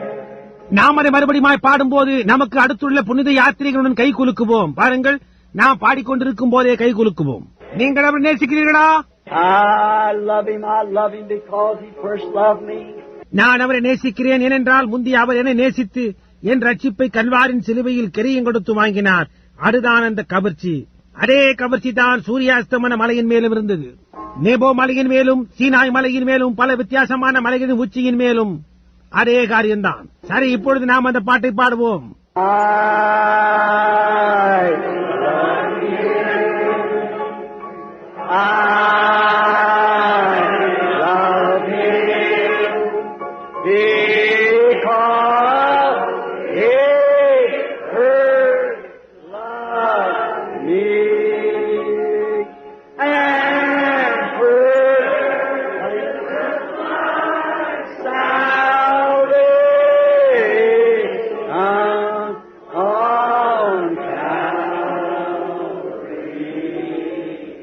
அவரை நேசிக்கிற யாவரும் ஆமென் என்று சொல்லுங்கள். இப்பொழுது அவர் உங்களுக்காக என்ன செய்திருக்கிறார் என்று சற்று சிந்தித்து பாருங்கள். சிந்தித்து பாருங்கள்.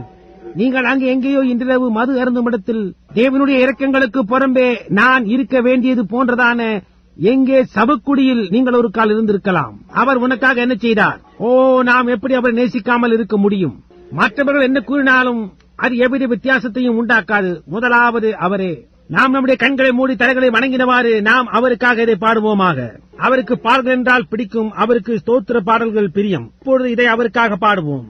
அவருடைய சமூகத்தில் நம்முடைய தலைகளும் இருதயங்களும் வணங்கினவாறு இருக்க, நம்முடைய கண்கள் கண்டவைகளுக்காகவும் நம்முடைய காதுகள் கேட்டவைகளுக்காகவும் தேவனுடைய வார்த்தையில் எழுதப்பட்டவர்களுக்காகவும் இன்றைக்கு நமக்குள்ள அவருடைய வாக்குத்தத்தங்களுக்காகவும் நன்றி உள்ளவர்களாயிருப்போம். கர்த்தர் உங்களை ஆசீர்வதிப்பாராக. இன்றிரவு நம்முடன் ஒரு விருந்தாளியாக ஒரு சகோதரன் இருக்கிறார். நெட் இன்னர்சன் முன்னதாக ஒரு பிரெஸ்பிட்டேரியன் போதகராக இருந்தவர்.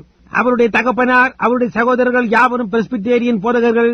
அவர் இன்று கர்த்தராக இயேசு கிறிஸ்துவின் நாமத்தினால் ஞானஸ்நானம் பெற்றுக் கொண்டார் என்று அறிந்து கொண்டேன். அவர் ஒரு போதகர், போதகத்தில் சிறந்தவர். அவர் ஒரு தேவனுடைய ஊழியக்காரன் என்று நான் விசுவாசிப்பதனால் நீங்கள் உங்கள் வீடுகளுக்கு போகையிலே தேவனுடைய ஆசீர்வாதங்கள் இங்கே குழுமியுள்ளோர் மேல் இருக்கும்படியாக ஜெபிக்கும்படியாய் கேட்டுக்கொள்ளப் போகிறேன். சகோதரன் ஐவர்சன், நாங்கள் எங்கள் தலைகளை வணங்கினவாறு இருக்கையிலே முன்பாக வாருங்கள். என் சகோதரனே, தேவன் உம்மை ஆசீர்வதிப்பாராக.